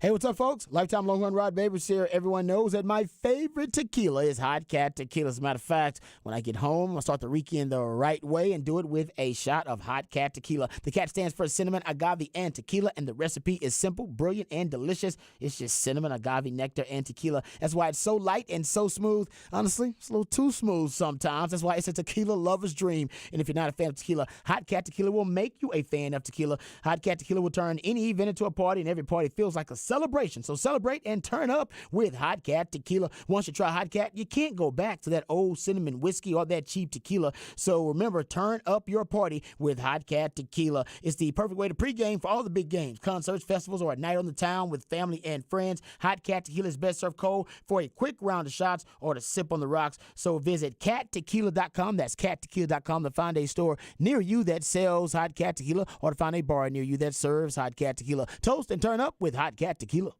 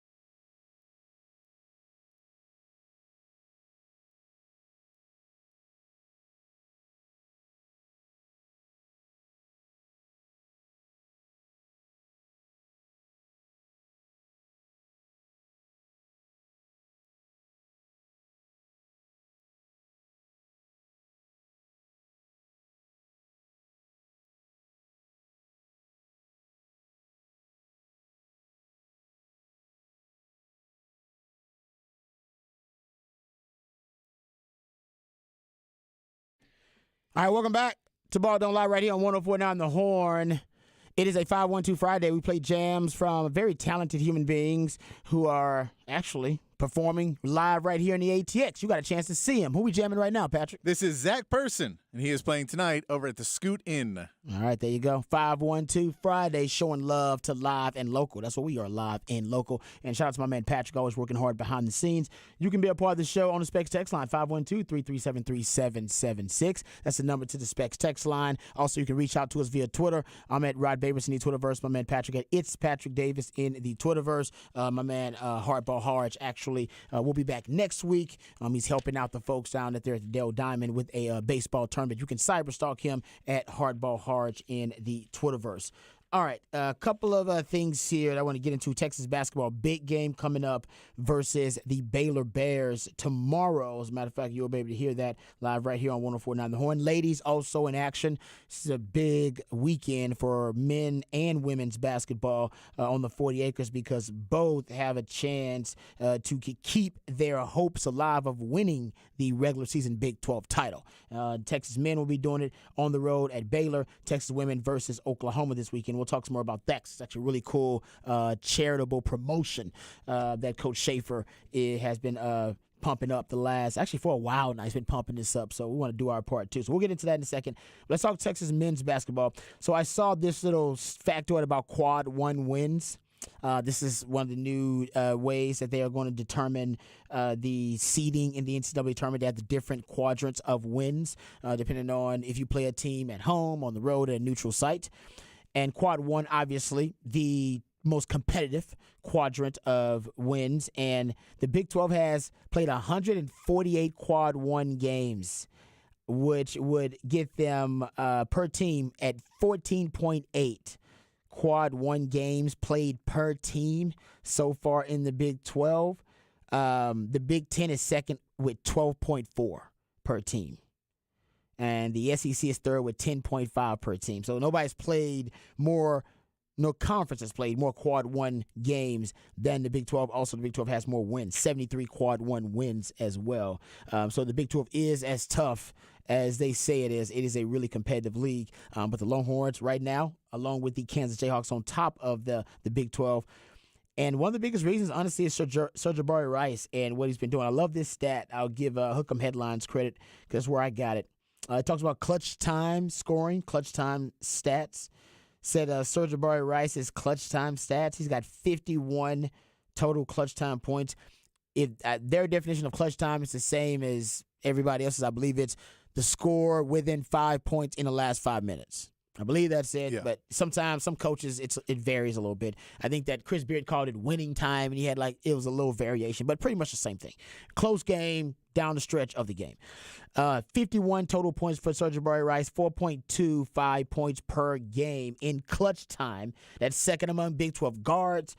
64, damn near 65% field goal percentage, leading all Big 12 guards, and 44.3 3-point percentage in clutch time, leading all Big 12 guards. I mean, the argument can be made that he's your best player in clutch time, that he is your closer. The stats back it up. The eye test backs it up. And honestly, I told you guys before the season started that I talked to somebody on as a member of the Texas basketball team and just asked him straight up, I say, who's the guy? Just tell me who the guy is. Like, who's the guy? He said, Sir'Jabari Rice is the guy. It was that simple. He didn't hesitate. He didn't pause. He didn't think about it. He didn't go, I said, man, who's the guy? He said, Sir'Jabari Rice is the guy. And I came on these airways and I told you guys, I said, I was told that Sir'Jabari Rice is the guy. That he's going to be the guy, that he's cool, calm, and collected. He's got poise, and his basketball IQ is through the roof. Those all the things I was told. And honestly, all came to fruition. It's more and more, the more and more we get to see him, the more polished he looks in clutch time. Yeah, and I mean, I will give Marcus Carr credit that Marcus Carr is a really good clutch player as well, but he is the focus of most of these teams' defenses. And so you need a secondary weapon, and when you have a guy that is as good as Jabari Rice is, that it makes it not even a secondary weapon. You just go, well, we don't even have to – we'll just distract – we don't even have to have Marcus Carr really try and do anything. He's going to pull defense just gravitationally because people are going to be worried about him hitting it because he has that deadly little fadeaway turnaround that he hits that he's killed all season long. And we go, all right, we'll go with that. And then we got Jabari Rice on the outside, and now you have two guys you have to guard at the end in clutch time. It makes it really, really hard to put a defense when there's two guys that can score at that level, and then open it up enough for everybody else who can also effectively get to the line or effectively move near the basket and get good shots off. Yeah, your Timmy Allens and guys like that. Timmy Allens, yeah. Christian Bishop, Dylan Dessou has been good in the post. Brock Cunningham has been pretty good. Brock Cunningham, except for that one, the Texas Tech game. That one is what people may stick in their mind. But so many other points in this game, in this season, Brock Cunningham has been a point when no one else could score. He's been the guy to take the shot and hit the bucket, and also at the end of games when people are leaving him open. But and Matt Butler had that stat about his plus-minus is through the roof. And so you're like, if you can put all those pieces together, and Jabari Rice, I really thought, like at the beginning of the season, he seemed like another glue guy, right? And I agree with that. He seemed like, that's a great point. He's kind of eased his way into this role. Yeah, because right? he was a glue guy at the beginning of the season. Yeah, I agree with that. And now he's just, all of a sudden, you're like, whoa, well, he may be the MVP by the end of the season. That's a great point, because at the beginning of the year, I was like, oh, no, he's just playing the role that he needs to play. Yeah. And it's almost like he was because I think his basketball IQ, it may be just a credit to how smart he is as a player. It seems like he was just waiting to see exactly what role was needed for him to play. It's like, I can play like 3 or 4 different roles on this team, but what is most needed for this team to be successful? What role do they need me to play? And he's kind of switched up that role throughout the year a little bit. And now he's in the closer role. Yeah, and I think, too, part of that is when Rodney Terry took over, the style of offense favored him a bit more. That's a good point. And then I think also just everyone on that team is a little bit freer in taking good shots now with Rodney Terry, that I think it just opened up where it gave more of an open competition for everyone. If you can score, go in there and score because we need buckets. And before, it was a bit more regimented of, all right, we trust these guys to be our shooters. We don't want guys that we don't necessarily believe to be, high percentage shooters taking a lot of shots. And we saw Tyrese Hunter just struggled so much throughout the season that you needed someone else to step up. And that's where he just went in and said, all right, let's not have Tyrese Hunter take as many. I'll come in and take all these shots. I'll be the guy down the stretch. I'll be that guy that when they're leaving me open for 3. And again, I've said it a bunch of times. His pump fake good enough that now people are staying down on the pump fake by not even putting their hands up to try and train themselves to not jump, which means he can shoot over the top of a lot of these guys because they're so trained to stay down that unless it's a really good defender who kind of trusts his instincts and will, really try and get in his face at least and put a hand up, a lot of these guys don't even have a hand up when they're running out to him anymore to try and train themselves not to jump. He's adjusting to the scouting reports. Yeah. At first, everybody was jumping at the shot fake because nobody really knew about it. Now the scouting report is best shot fake in college basketball. Do not fall for it. Nobody's falling for it. So he's like, well, I got space. Well, and then if he gets a little bit of it, he'll drive now and knows if I drive, the big man is always going to go for that pump fake because they're looking for blocking shots. On the perimeter, you're not used to blocking a lot of shots. So you're like, oh, it's easier for me to stay down on the perimeter. But if I get in the paint and I pump fake, that 6'10" guy is going to jump out of the gym. And all I got to do is lean towards the basket and lay it up. And he's coming down on top of me.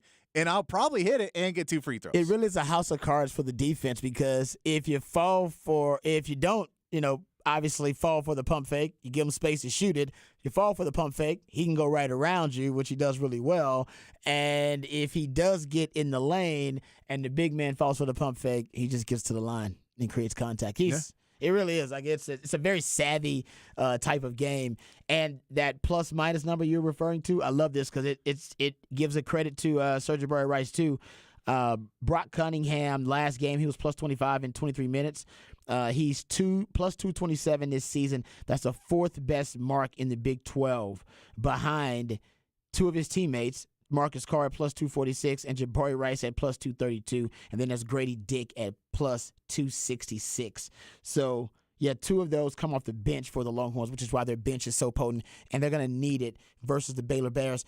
I think the one thing I'm watching the most in this matchup, Patrick, has got to be, can Tyrese Hunter stack quality performances back-to-back? I mean, the Longhorns, great, you got to go win, everything like that, but I think it would help them so much more if he's able to stock kind of stack, I should say, quality performances on top of one another late in the season. And then maybe, just maybe, what the team has been whispering and hinting at all year long, like, no, we're not worried about Tyrese Hunter's struggles because we just need him to be playing his best basketball at the right time. Yeah, well, that's just a good point, too. But just need to be playing his best basketball at the right time, which is right now. Yeah.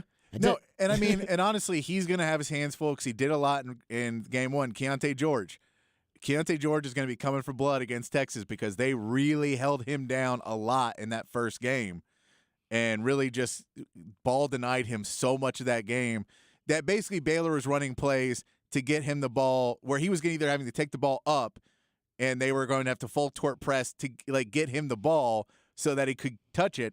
Because once they get the ball up in the half court, they were shattering him, and Tyrese Hunter was one of the main guys, really just on top of him the whole time. Yep. So so that defense for him is going to be huge, not getting into foul trouble. And then you've got to worry about, and I have to say this name, Tchamwa Tchatchoua or Tchatchoua. Oh, yes. Yes. Is coming back from injury. Yes. He's not playing the first meeting.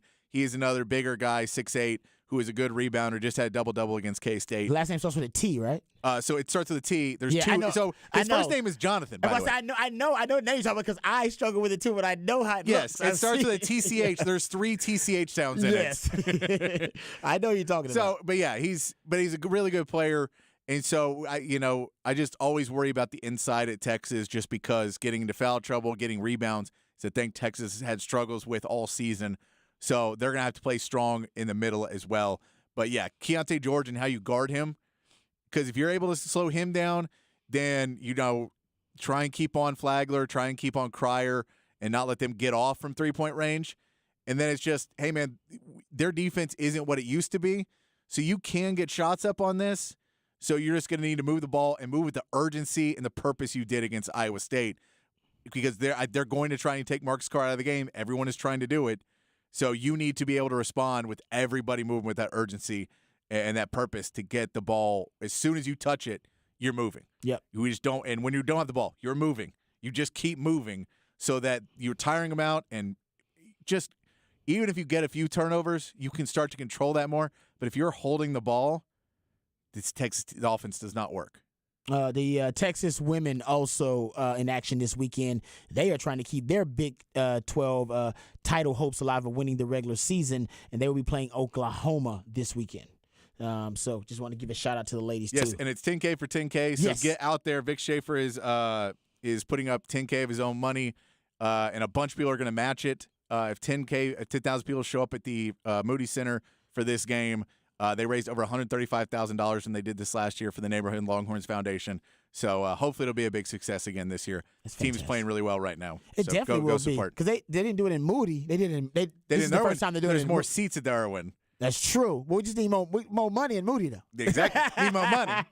That's more seats to earn, but more money in Moody, so we should be okay. All right, we'll come right back. We got off the record on the other side right here on Ball Don't Lie. 104.9 The Horn.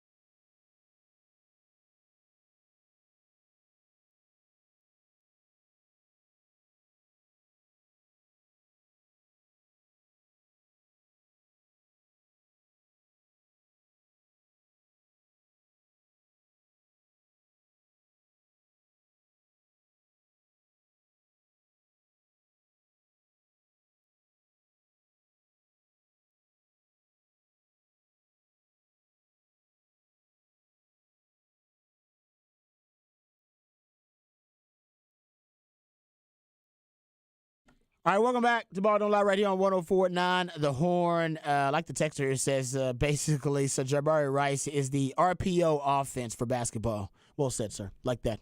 Well done. All right, off the record here. This comes from a study that was done. Apparently, this new, and it was done around Valentine's Day. This new survey that was done according to Pew Research, it says that a whopping 63% of young men who were surveyed said they were single. 34% of young women reporting they were single in the survey. People are freaking out because obviously the numbers don't seem to match up. And they're talking about young women and young men. It says study finds that basically 60% of young men are single. This was under 30. This was an under 30 study, according to Pew Research. All right, now, Patrick, you're not under 30. But what are your thoughts about 63% of men, 60% of young men saying they were single? Yeah, I think it's just people classify relationships differently. So you're saying the women, they're dating these men. These men aren't necessarily dating the women, or Yeah. So okay, I got you. or it was just whoever was asking the question was a dude. Or like if you get a hot girl to ask a guy if he's single or not, 63% of guys will be single. That is true. And if you get me to ask girls if they're dating somebody, like 95% of girls will be in a relationship. If you send me out with a clipboard, are you single? No. Dating a big guy. He owns a lot of guns. I think you might be right about that. I think it's about the definition of dating. Yeah, no, I think it comes down to guys being like, well, I'm seeing a couple people, but I'm not dating anybody. Yeah, I'm just Netflix and chill with like these couple girls, and the girls are all like, yeah, no, that's my boyfriend. Yeah, the women dating, I guess, happens a little sooner for the ladies than it does for the men. Yeah. Well, dating in technical terms would be I've been on a date with somebody. I am dating them. I'm not serious with them. We're not exclusive. But by definition of dating, that's not date. Oh, yeah, right. I guess that is dating, but you need multiple dates to say you're dating. Yes. No, I get it. We went on a date. And so that's what I'm saying. I think the men are more in that ballpark of like, I don't know. We're not. Don't say that. Yeah. Because if you say that, then now I got commitment and I got this. So don't say that. But the girls are like, I don't know. We've been on 2 dates. We are dating. So we're dating. We together now. I think that's fair. I'm with you on that. I think that may be the explanation for it. Otherwise, I don't know. I think it could be that, man, maybe, I don't know who all the women are dating. If 63% of the men are single and 34% of the women are single, or maybe there's a lot of dudes out there that got multiple women. That could be. Could just be dudes out there, man. You know what I mean? Cheating on women, something like that. I don't know. That's a lot of work, though. I would say that's a lot of work. Yeah, that is a lot of work. That's way too much work. I ain't knocking you if you do it, but way too much work for me. All right, I don't want to put in the work for one. And exactly. One is a lot of work. Trust me, I agree. I would say one is enough work for me. I'm good on that. All right, we come back. We got Cowboys news, notes, and nuggets. They're filling in their coaching staff. We'll talk about the latest. Also, Bobby Wagner's on the market. Will the Cowboys be interested? And Raj Ram today pays tribute to one of the GOATs. We'll talk about that and more right here on Ball Don't Lie. 104.9 The Horn.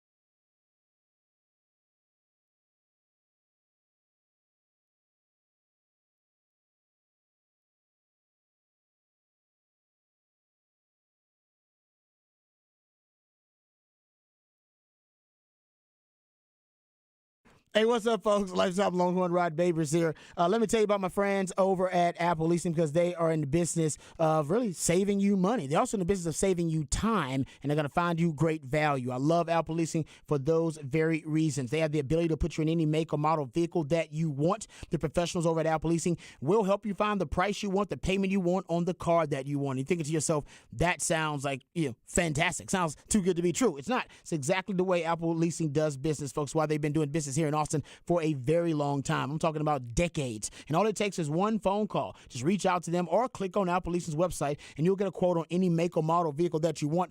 They can even give you an estimate on the value of your trade-in right over the phone. See, Apple Leasing's simple interest, easy lease allows you to have a lot more flexibility, which is going to give you more possibilities and options to help you find the vehicle that fits you best, but more importantly, the vehicle that fits your budget best. Inflation is through the roof. We all know it. We all feel it. It's never been more expensive to buy a new car, buy a used car, buy anything for that matter. So leasing makes more sense than ever. You're only paying for the part of the car you're actually using. So call Apple Leasing today, 512-346-9977, and let them see how much money they can save you. Apple Leasing gets all the same discounts, all the same incentives that the dealers do, except my friends at Apple Leasing, they pass those savings on to you, the customer. So give them a call, 512-346-9977, or go online at appleleasing.com. That's appleleasing.com.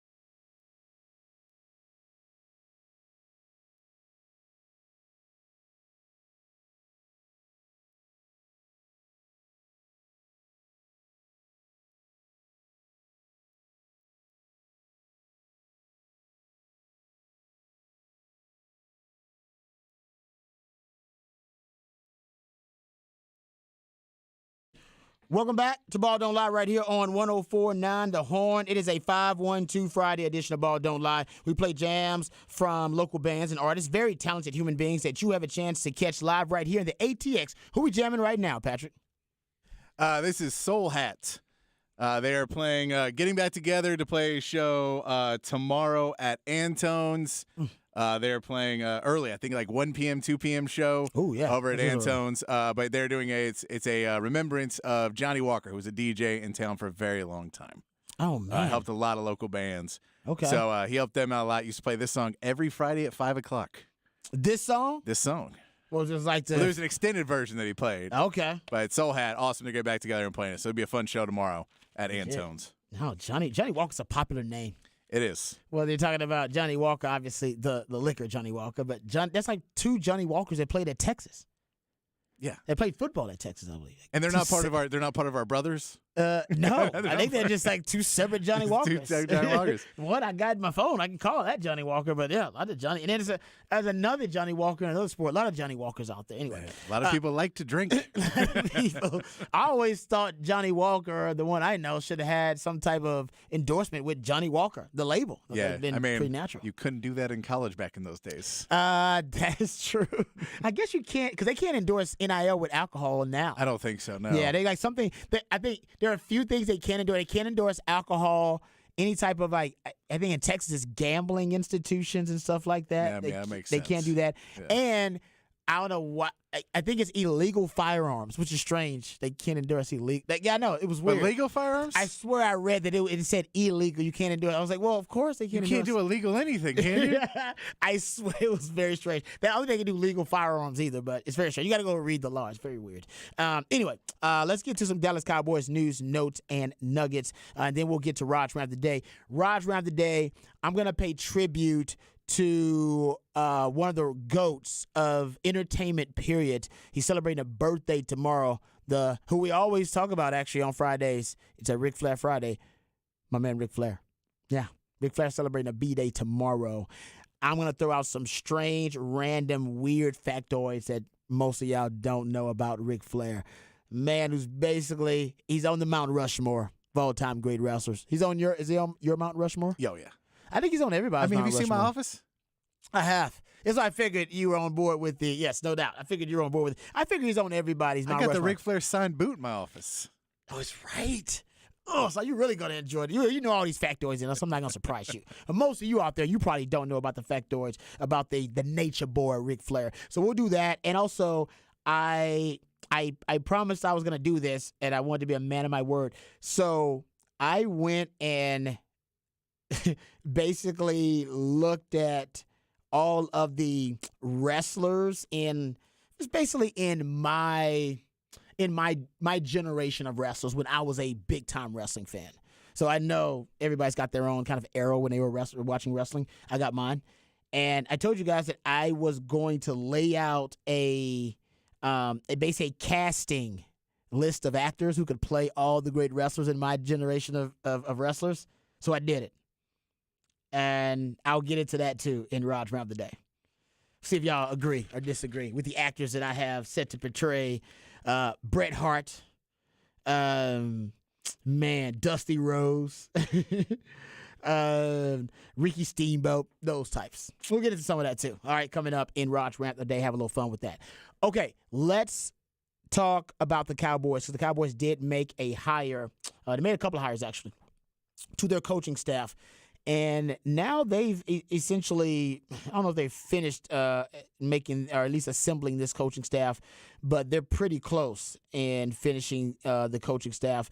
They made a lot of changes, especially on the offensive side of the ball. We know they hired offensive coordinator Brian Schottenheimer. Mike Solari was their offensive line coach. Well, they also promoted a running backs coach, or at least they announced they'll have a running backs coach as well. And they announced a quarterback coach. The quarterback coach, the running backs coach is Jeff Blasco. He is moving from assistant offensive line. Now he's going to coach the running backs. And Scott Tolzien is going to be the quarterback's coach for the Dallas Cowboys. Both of these gentlemen were with the Cowboys most recently. Scott Tolzien was there for 3 years as an offensive assistant. he's been with the Cowboys for a while. And Jeff Blasco was there as the assistant offensive line coach since Mike McCarthy arrived in 2020. So he's been with there. And he also spent time with Mike McCarthy in Green Bay. And so did Scott Tolzien, except he was a player in Mike McCarthy's system there in Green Bay. And the assistant DB coach, also Cannon Matthews. He was also someone who was announced as a member of the staff. He also was an in-house promotion, promoting from within. The Cowboys do a lot of that. And if I did have a complaint about what the Cowboys are doing, because, like I said, Cannon Matthews, I believe, was on that initial coaching staff with Mike McCarthy. Mike Solari, yes, he is somewhat of an outsider, but remember, he was with Mike McCarthy for a while as well as an assistant offensive line coach with Green Bay. He was with Mike McCarthy. Did spend some time with Brian Schottenheimer when they were, and Dan Quinn, by the way, when they were in Seattle together. But Mike Solari goes way, way back. I think that Mike Solari hire was a good hire. He goes so far back that, hell, Jason Garrett considered him a finalist for the O-line job for the Cowboys in 2018. And he's worked with a ton of different organizations. So he's an NFL lifer and been around for a long, long time. But the rest of these hires, the reason I'm not saying I don't like any of them. I'm not even really criticizing the hires at all. I'm just making more of an observation. The Cowboys continue to make what I call comfort hires. They want to hire from within. They want to promote from within. And every organization does this to a certain extent. I think the Cowboys abuse it. It's almost, like I said, gratuitous with them. Like, it feels like it's just them staying in a comfort zone. And comfort can oftentimes be the enemy of progress. All right? They're just hiring people they're comfortable with. And I have no problem with promoting from within, but I think a lot of what the Cowboys are doing, instead of bringing in someone with a fresh perspective, right? They did this with Kellen Moore. Kellen Moore was promoted essentially from within. They did it with Jason Garrett. Jason Garrett promoted from within. They do it every time they, bring in one of their ex-players to be on the staff, which they've done a ton of, which nothing wrong with that. It happens a lot. But bringing in players like the Detroit Lions are doing is different than bringing in players who used to play for you. And in the Cowboys, they're kind of this incestuous, inbred culture where they're always hiring their own guys and promoting from within. Nothing wrong with it. But like I said, I think you can abuse it. And I think the Cowboys are right on the verge of abusing it. It happens too much. And they're the kind of organization that needs a fresh perspective. They need outside eyes. You need fresh ideas, a different methodology. There can be a more efficient, more effective way to do things. And the Cowboys will never find that out because they're always just recycling their own. And like I said, it's not necessarily an indictment on the Cowboys, but when you bring in these young offensive and defensive assistants and then you just promote them to being, assistant coaches and then coordinators and then eventually head coaches, everybody is indoctrinated with the same dogma. Everybody has the same ideology, same belief system. Everybody's been programmed the same way. If you're going to have diversity of ideas and a melting pot of ideas, you got to have people with outside perspectives. You got to have people with outside, fresh, points of view and fresh ideas. I don't think the Cowboys have enough of that. So like I said, I'm not criticizing the hire. I would, if I was a part of the organization, I'd make it more of an organizational habit to go dip outside of the company every now and then for certain positions. So I think that fresh perspective and those fresh ideas are needed with the Cowboys. That's why they get stale and stuck in these ruts, because it's just the same ideas being recycled time and time again. And a lot of people who are, indebted to these coaches for their promotions because they're the ones who brought them up as young assistants and young, quality control coaches. I'd like for the Cowboys to go out this is my point. When the Cowboys are interviewing for these vacancies, they had an offensive line vacancy, they had an offensive coordinator vacancy, they had a quarterback coach vacancy, running back coach vacancy. They overhauled everything. You're telling me everybody they interviewed, all the candidates, should have been scores of candidates. They all came down to, you know what? The best choice for this hire is in-house. It's our own guy. Over and over again. Turns out the best running backs coach out there was our guy right here. He was in our house the whole time. He was staring us in the face the whole time. We didn't even know. We interviewed all these great candidates from college football, from the NFL, and then we decided the best one for the job is the guy who has been here as an assistant the whole time. I'm not saying that's wrong, but doesn't it happen a lot with the Cowboys? Yeah, and you'd think if they realize, like they see Dan Quinn and the success Dan Quinn has, you think they would go, hey man, you saw we brought that guy in that was kind of outside of our spectrum. We just knew him because he was a head coach, and we gave him he's really good. He's like really good. Really good. So maybe we should try it every once in a while, and just change up your interviewing methods then. If you say, hey man, if we're doing this 100 times and getting 100 of the same results, maybe we should change up how we're interviewing these people, because clearly we're not finding the best person. We're finding the same person over and over again. Yeah. Exactly. Maybe it may be great hires. Not saying not going to work. Not saying I don't. I see the continuity and familiarity and the chemistry of the coaching staff. I know all that has to be a factor. But like I said, I studied the Cowboys. I'm going to go back and do exhaustive research over the weekend. Man, I think they abuse this method. Well, that's all I'm saying. This goes into they're just too comfortable with this. This goes method. into the I don't want to draft a quarterback to push my starter. I don't want there to be discomfort. Sometimes that's good. Sometimes that pushes you to be a better player. Right. And sometimes that pushes you to work harder because hey man, I know he goes to lunch so I can watch YouTube videos for an hour because I know that guy's going to be at lunch for an hour. And so nothing's going to happen. So I know, and I know that this person, that they always they leave some food in the fridge so I can go get their food I know all the little trick. Yep. Maybe one day someone comes in and changes things up and you go, now I'm getting this. I didn't know I could do it that way. No. Now I'm on that lunch hour. Apparently, there's things I could be doing. Exactly. And if, as an owner of a franchise, it seems like you'd want to bring in fresh blood every once in a while to just be like, hey, let's keep people on their toes. Well, when you make these hires, when you look at the best organizations in the NFL, are they interviewing coaches from those organizations or different assistant coaches from those different organizations to try to bring in better ideas and better methodology, better procedures, more effective ones? That's all. Because like I say, it seems like I know it happens with everybody. It seems like it happens with the Cowboys a little too often. Something else I want to bring up since we're talking about the Cowboys here. I saw this study that was done, and it's not really a study. It's just over the cap. They keep up with annual spending, contractual spending, salary cap for each team, and who's over the salary cap, who's under the salary cap. And they keep up with it annually. And they did the research on the last 2 years of the NFL salary cap, which teams have spent the most cash. And even though, a lot of teams out there, they end up, spending cash. Every team does.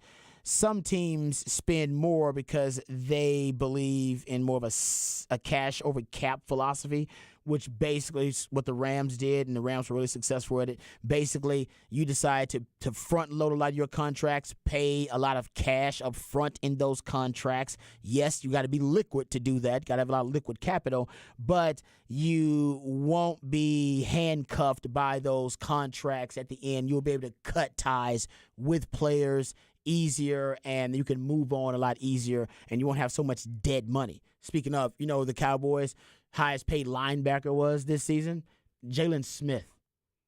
Dead money. All right? Because basically paying him like almost $7 million in dead money. Bad contracts coming back to haunt the Dallas Cowboys. But I digress. Speaking of, we'll get to some of those bad contracts coming back to haunt them. So in this over-the-cap research, they looked at cash spending for 2021 and 2022. And the Cowboys, based on this research, they are 30th in total cash spending. Only the Falcons and the Bears have spent less cash on players over the last 2 years. Now, does that mean I'm not saying that the Cowboys are, that they are being cheap and that's the reason for this, but it does show you they're less aggressive in the way they build these contracts and in the way that they spend money. They're just less aggressive. So frugal you ain't got to say cheap. You can say they're frugal. They're fiscally conservative, whichever one say. And I agree with a lot of these moves. My point would be you don't benefit from the frugality, all right, of these decisions related to the salary cap when you have a terrible Jalen Smith contract. When you sign Zeke Elliott to a bloated deal and he ends up being paid more annually than the entire Eagles or Kansas City running back room combined. Yeah. When you trade Amari Cooper for a 5th-round pick, you don't get to enjoy the benefits of the frugality when you're trying to offset with really bad decisions in the front office. So I don't disagree with the frugality. My thing was I think you could better compensate or mask some of those bad decisions, because every organization makes them, if you were more aggressive. But because you're so conservative with the money and the cash, those bad decisions you're also making, they're just keeping you in mediocrity. You're just mired in mediocrity. You're just in the middle of the middle class. And I think for the Cowboys, that would be the most frustrating part. Here's a little factoid. The Cowboys have spent less cash on players than any team in the NFL in the last 2 seasons. The 31st team has spent $295 million more, and no other team has spent less than $320 million. The Cowboys have spent $285 million. So they don't believe in cash over cap, was how the Rams kind of won the Super Bowl, one of their advantages. They don't believe in being aggressive like the Eagles were this last season. We know that because Jerry Jones said, we'd rather be in the middle. We don't like to be aggressive like that because that could end up blowing up in your face. You could end up going belly up in that situation rather than, making it to the Super Bowl. So I don't necessarily know what the Cowboys' organizational philosophy is. I'm not sure. It's definitely not aggressive and not all in. But it makes sense. Do you know what their placement of dead cap is in the league for last year? What? 15th. Right there in the middle. Right there. Right there in the middle. Right there you go, middle. Dallas. Right there in the middle. That's what Jerry Jones said. Said he wanted to be in the middle. He's right there. Yeah. How does it feel? Because, you're looking at Chicago, who just traded off a bunch of defensive players. You're looking at Atlanta, who traded off Matt Ryan, trade off Calvin Ridley, so they trade off a bunch of dead cap. Houston traded Deshaun Watson, so they're up there. So, if you trade off a big name, you're going to have a ton of dead cap. Yes. Because that's how that works. Agreed. Which is why those big name players don't get traded as much. So, a lot of those teams that are at the top are like, oh, yeah, they made a big move. So, once you start going down to the regular, they're at the higher end of teams that didn't trade away a big player. Yeah. And I guess Amari Cooper is going to be some of that. That's a good point. I didn't think about that. You're right. He is. But yeah, it's just funny. They're right there in the middle. Just how Dallas always ends up. Yeah, and I think Jerry, I think that's by design. The way Jerry speaks, that is by design. And that's what we can talk about Bobby Wagner and, hey, man, does he want to go to the Cowboys? You're like, it doesn't or the Cowboys want Bobby Wagner to go. It doesn't matter if the Cowboys want Bobby Wagner. It matters if Bobby Wagner wants to take a pay cut to go to the Cowboys because that's the only way they're going to sign him. Yeah, honestly, I think they're not paying him out. They're not going cash over cap. They're not doing any of those things. I thought that the conversation was worth having until you just made that really astute point that unless he's going to take a pay cut, he's not going to play for the Cowboys. Yeah. That was the point. That was the problem last time. Was that they weren't willing to pay the price, and I believe he signed a monster deal with the Rams, though. Yeah. But the Rams, getting back to Patrick's point, that's a cash over cap organization. They're like, no, come here. We'll front load your deal. You get a ton of money in year 1 and year 2, and we'll probably end up cutting you in year 3. So don't worry about it. Yeah, and they he come knows in that. year 1. And they come after year 1. They come after year 1. But they're like, we'll move on and we'll figure out the dead cap and we'll space this stuff out. But yeah, no, that's the problem is we can talk about the Cowboys trying to make these moves and who are they looking at. But we know the reality is, who's going to come in? Who wants to play? Who wants to wear the star? It's an honor to wear the star. It is an honor to wear the. Some guy, no, you're right. Some guys will give him a discount. But that's the mentality, and you're like, man, it's 2023. It is an honor to get paid. Straight cash. That is what 95% of these players believe is it's an honor to get paid. Yeah. So unless you're willing to pony up, you're not going to get any of these bigger names. He's fine with it because he likes our guys. Yeah, that's part of it, too. They like their guys, and their guys are good. They're good because they are one of the best teams in the NFL in the draft, but they just like their guys too much. Whether it be them being the most homegrown team in the NFL, building through the draft, or whether it be all of the promotion from within and the coaching staff and within the organization, it's too much bubble. They're just in the bubble. Yeah. All right. There's too much. To me, it is too much of the Cowboys' ideas and their beliefs being recycled, basically within their own organization. I really wonder how much of this is because when other people come in, they'll tell you about where Dallas sits in the league in reality, and they'll tell you reality of the league. And when the people interview inside, they're like, well, Dallas is the premier program. He's like, this is the premier football destination. Oh, trying to get the job. And they're already brainwashed. They're part of it. And so Jerry Jones is like, well, they get it. They get that the Cowboys are the best team. These other people are sitting around saying that we dance around the middle too much. I guess, and maybe that's why he's promoting from within. He's like, we got the best here. It's all here. Oh, these guys call me coach. This other guy called me Jerry. Jerry. Oh, man. I'm coach. That's wild. All right. So let's get to the break here. We come back. I'll celebrate the B-Day, tomorrow's B-Day of the nature boy, the legend, Ric Flair. And we'll go over possible casting for an all-time great wrestling movie. Who would play all the iconic characters? We'll have that conversation. All that and more right here on Ball Don't Lie, 104.9.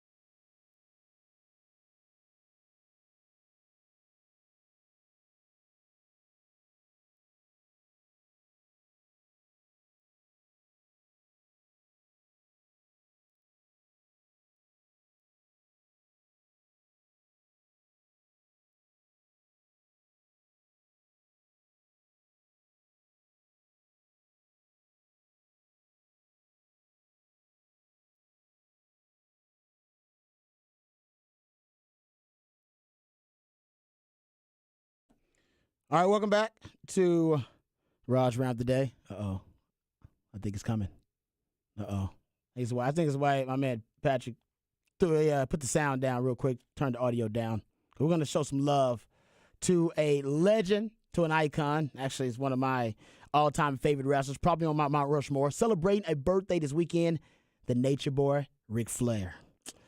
Now, for those who don't know, Ric Flair, he's a legend. Well, WWF legend, WWE legend, NWA legend, NWO legend. I mean, he's WCW, Crockett Promotions. Yeah, if there's any type of wrestling, man, Ric Flair's been around it, and I can't believe it, man. He's gonna be 74 years old, I believe. He will be this weekend, tomorrow, February 25th. He celebrates his 74th birthday, the Nature Boy, Ric Flair. He's on everybody's Mount Rushmore. He's been wrestling for, I think, 50-plus years now. Yeah, he just had his last match, and then I know he wants to do another last match. He does. He wants to do another last match. He's a 16-time world champion, 8-time NWA World Heavyweight Champion, 6-time WCW Champion, 2-time WWF Champion. I mean, you name it. The man, he was claimed to be a 21-time champion. But, I mean, he's got so many accolades. I can't go through them all. I want to go through some. And I always said Ric Flair wanted to be like, if he wanted to be a Joel Osteen, if he wanted to be a televangelist, he could have done that too. He could have been a motivational speaker. He could have went the Tony Robbins route. He could have easily been a motivational speaker. He could have easily been a televangelist and probably made more money, honestly. And probably would be in a lot better shape today. But we wouldn't know him for being the Nature Boy, Ric Flair. Woo! Had to get that off my chest. Anyway, I want to give you some of the most random factoids about Ric Flair that really made him unique and special. And him becoming the Nature Boy is really the culmination, more the amalgamation of just a lot of different weird, strange things that happened to this man. And then when you start hearing about some of this stuff, you understand why he is the way that he is at 74. So he was allegedly stolen and sold as a baby. Exactly. The first little factoid about his life is like, what? Over the course of 21 years, the Tennessee Children's Home Society director Georgia Tann and the web of co-conspirators kidnapped around 5,000 children and adopted them out for profit under the guise of a legitimate agency. Ric Flair was one of those children. In 1949, he was adopted by a couple in Minnesota. Obstetrician Dick Fleer, it's a little different than Fleer, and his author wife Kay. Flair's true birth name could have been Fred Phillips, Fred Demery, Fred Stewart, or something completely different. The Tennessee Children's Home Society operated under a cloud of lies. In his book, To Be the Man, Ric Flair said, "Believe it or not, I never bothered looking up my adoption papers until I started researching this book. The documents were sitting in a safe in my house, and I didn't even know my birth name. I was never curious. I still am not curious. I'm an only child, and as far as I'm concerned, my parents have always been my mom and my dad." Yes, he said that at one point his brother, I believe, someone that said that it was his brother was like reaching out to talk to him. He was like, "Don't care." Good. It's like we're not related. Yeah. It's like, no. Unbelievable. Yeah, that's so that is it. That's like I said, it's part of the true story of Ric Flair. Also, if you started looking into his past, basically, he also wanted to be a dentist. He felt he disappointed his adoptive parents because they love theater and he loved sports. Perhaps as a way to cover the disappointment, he wanted to follow his father's medical footsteps, and he considered going into dentistry before he pursued a career in wrestling. And he also wanted to play sports. I believe he was a really good baseball player and a football player early in his career. Yes. Played both football and baseball early on. Yeah. And ended up, obviously, pursuing wrestling. He did want to quit wrestling. He says after his first 2 days, he said when he decided to try his hand at wrestling, he went to train with legendary promoter Vern. Yes, Gagne. Is it Gagne? Vern Gagne. Gagne. Thank you very much. Vern Gagne, AWA. Owner of the Minnesota-based AWA, as Patrick just told you. 2 days of doing 500 free squats and 200 push-ups and 200 sit-ups at the camp had Flair mentally exhausted. He threw in the towel and called his friend, which was Vern's son, to tell him that he was quitting. And Vern arrived at Flair's house yelling at the future Nature Boy that he didn't sign up just to quit and forced him back into the gym. Thank that guy. No, Vern Gagne trained a lot of guys. He was like a super megastar of his own back in the day because he was like a legit wrestler that went into pro wrestling and then owned his own place, so he was always the champ. That is fantastic. And then, but he was like legendarily tough on training people. Well, it paid off because in the Nature Boy, he needed that tough training because it might have been the reason he survived a plane crash. When Flair's wrestling career was just starting, he was a heavyset brawler with a buzz cut. And in October 1975, he was involved in a plane crash. They killed the pilot. And it paralyzed another wrestler. And I believe that wrestler was Johnny Valentine. Paralyzed Johnny Valentine. He was severely injured. And he was told he would never wrestle again. The 26-year-old Flair recovered. He slimmed down as a result of the injuries.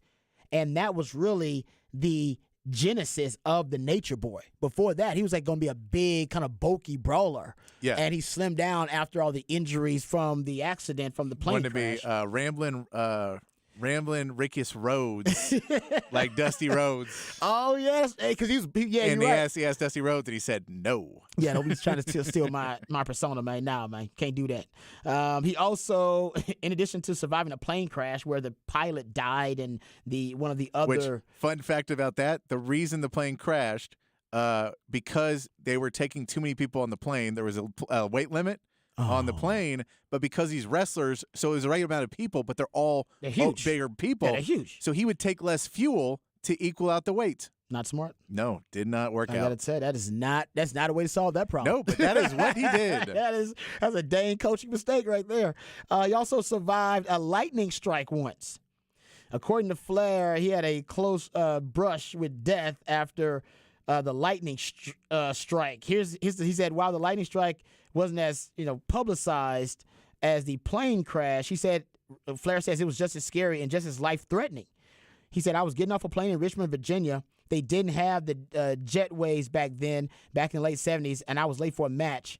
He said, I was world champion then. I was wrestling Ricky Steamboat at the Richmond Coliseum. Finally, they let us off the plane. I get off. I was walking and didn't go 10, maybe 15 feet, and all of a sudden, I felt this pressure. Boom! And, man, my umbrella shot 50 feet in the air. I thought, what the hell? Lightning hit the top of my umbrella, bounced off of it, and hit a guy in the eye 5 feet behind me.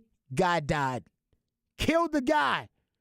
Bounced off Ric Flair's umbrella, killed the dude behind him. That is crazy. He said, right there, I just stood there looking at the guy and froze. It scared me to death. That is unbelievable. Isn't that crazy? Wow. It's so many random stories about this dude. He also had to be put into a medical coma at one point in his life. That was his own fault. I believe he had medical issues from all the drinking. But the drinking and that a lot comes from the passing of his son. Yes. Who he blamed himself for that. Who died of a heroin overdose, if I'm not mistaken? Yes. And it was a thing. If there's a documentary out right now on Peacock where it goes further into that. But yeah, basically he blamed himself. So he was drinking. Basically, the way he described it was his life was waiting for a point to when he could start drinking, and then would drink until he went to bed. He said, I drank between 3,700 and 4,000 calories of booze a day in my body. He said, like 20 drinks a day. Yeah. Yeah. Like I said, this dude is defined. Talk about somebody giving the middle finger to Father Time. Him and Tom Brady. He's doing it a different way. Tom has got TB12. I don't know how Ric Flair is giving the middle finger to Father Time, but he is doing it. God bless the man. Also, a couple other random factoids about him, about his robes, because people think, oh, man, he wears those really fancy robes.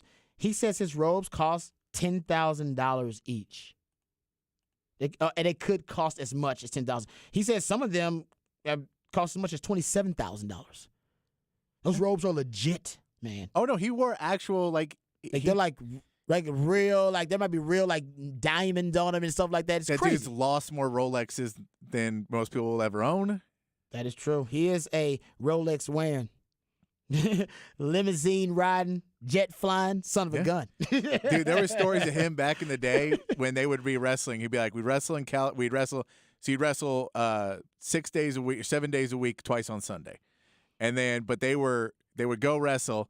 Then they would catch a flight from California to Vegas, get out of Vegas, party all night, get back on a plane, go back, work out, go back, wrestle that night, get back on a plane, go back to Vegas. Wow.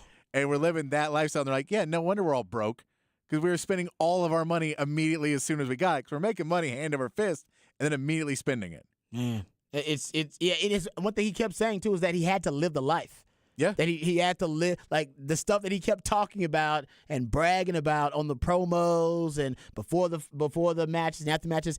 And Mark Henry has told me stuff like this, that he lived the life. Like he actually did, he wanted to ride in the limousines, he wanted to stay in the penthouse, and he wanted to fly private planes and buy everybody drinks in the bar. Yeah. And he actually did all that stuff. That's why he's broke. He actually he did it all. That's why he's broke. God bless the man. He is a legend for a lot of different reasons. And also, since we're talking about Ric Flair, I know I wanted to get into all of these. I won't get into all of them. We can get into them next segment a little bit. And you can hit me up on the Specs text line if you got some other ones. So I was thinking about Ric Flair. Who would play Ric Flair in a movie? Because there's going to be a movie made about Ric Flair. It's too many. Yeah, there has to be. Crazy stuff. Well, plus he's going to have to sell the rights to pay for something. That's a great point, too. So who plays Ric Flair in the movie? Here's my suggestion. Ryan Gosling can play a young Ric Flair. All right. You got to put some weight on him, though. Yeah. He's got to put a lot of weight. All those guys are small, though. He's one of my first ones to throw out there. And I want to put out this in Spec Sex on who plays Ric Flair in the movie. And then expand your horizons and think about who plays whom in the WWE, WWF, WCW crossover wrestling biopic. Yes. Because nobody will ever be able to make one, probably because of all the rights and stuff. You'll never get everybody on the same page. I mean, I think the closest you're getting right now is Young Rock. Yeah, exactly. It'll never happen, but let's say, hypothetically, we could make it happen. Who plays all the greats? Who plays Hulk Hogan? I say you got to get Chris Hemsworth. I believe they've talked about him before in that He could role. do it. Chris Hemsworth could play Hulk Hogan. He really could do it. I think he could do it. It'd be really good. Okay, so I got a bunch of these, actually. So who plays Dusty Rhodes? Dusty Rhodes is the toughest one. He might have been the toughest one who plays Dusty Rhodes. You got to get a big guy. And you know who would have been perfect, but he got skinny? Was Jonah Hill? Yes! Have him written. You see my paper? He's written right there. That's Jonah Hill. He got too skinny. We need a Jonah Hill type. Come on. Someone says Jack Black can play Ric Flair. No, Jack Black could play Dusty, though. Jack Black probably could play Dusty, actually. Jack Black may be able to do Dusty. I got Jack Black as Bam Bam Bigelow. Yeah. I don't know if he's big enough. Yeah, I feel like I put him to Dusty because Bam Bam Bigelow did not have the long enough career. So it's more of a bit part. Yeah.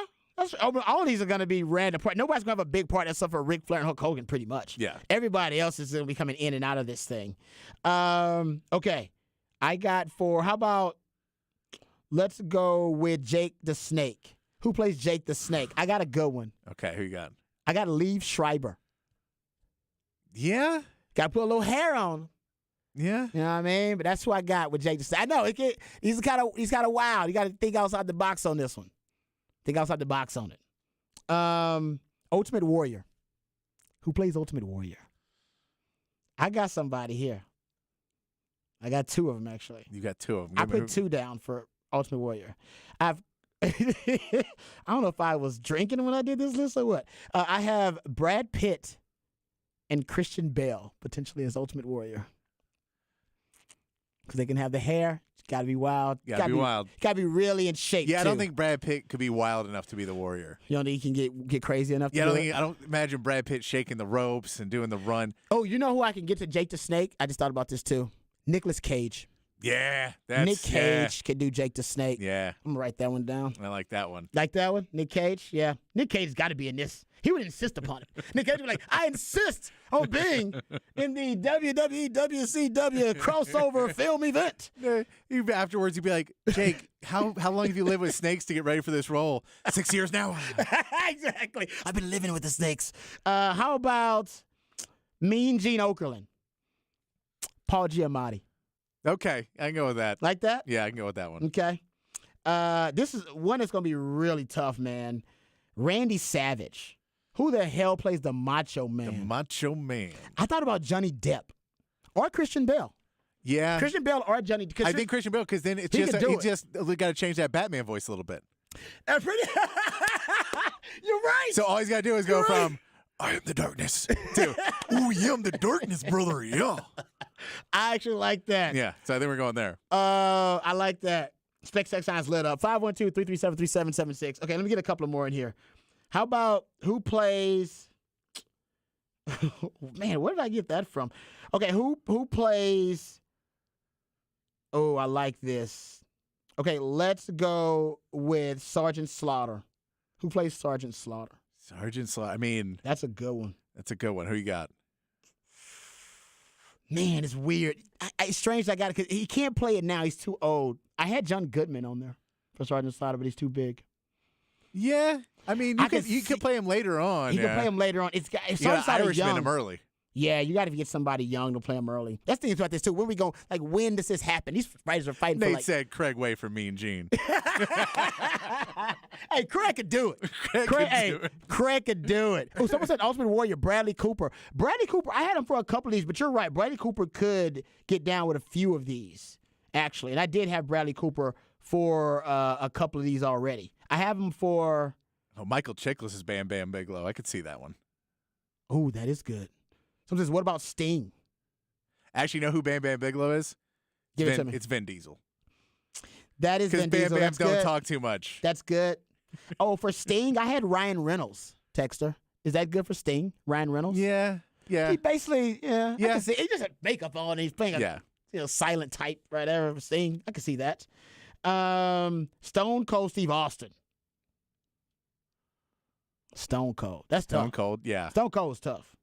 I don't know. You get it. See, that's crazy. I don't know who we get for Stone Cold because he's so thick, bald. I think a thick bald guy, thick bald white dude. It's Who we young missing? enough to pull it off. That like Who we missing? Thick bald. because you got to white. remember, Stone Cold in wrestling was done before he was 40. Yeah, he was done early. You're right. Yeah. Because of That's what I'm saying. It's got to be injuries. young. That's what I'm saying. So it's got to be someone younger. You can't go with the normal bald guys. Yeah, that's a good point. Should get like, yeah, I don't know who plays him. That's a good one. That's probably one of the toughest ones. Yeah. I'm going to admit that's one of the. I'm going to be stuck up on that one. How about the Undertaker? Who we got playing the Undertaker? Hugh Jackman. Hugh Jackman's like 5'9", right? I don't know. You gotta put him on some who's gonna be crates. tough? Oh, you know who plays him? Oh, Adam Driver. Yeah. Adam yeah. Driver. Adam Driver. We'll Adam go with Driver's that. my Undertaker. I'm writing that down. Adam Driver's my Undertaker. All right, we got to go to break. I can't just be doing this. To the casting We're for casting the the movie We're casting that the doesn't wrestling exist. movie and forgot all about the bills that must be paid. But I do like Adam Driver as the Undertaker. I'm writing that one down. All right, we're going to continue casting this fictional movie, and we need your help. So Spec Sex Line, hit us up, 512-337-3776. We'll come back. We'll talk more about the fake movie right here on Ball Don't Lie. I want to put on horn.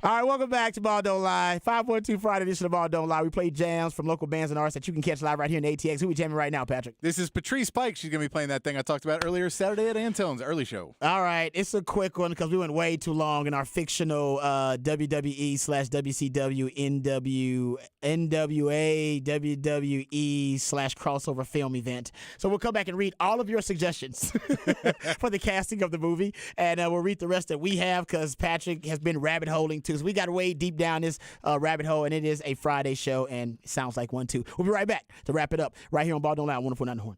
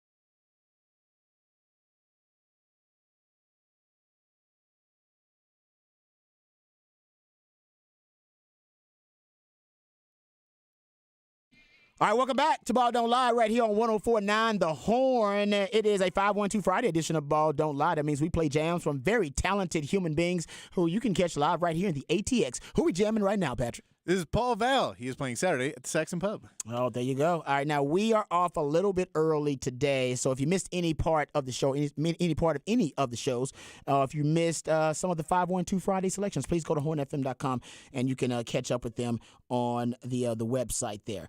Okay, we're just going to finish up our discussion we were having in the last segment because we basically got a few minutes here, and then we're going to be out of time and be done for the rest of the week. We're going to give you up to Texas baseball coming up to start their first home series of the season.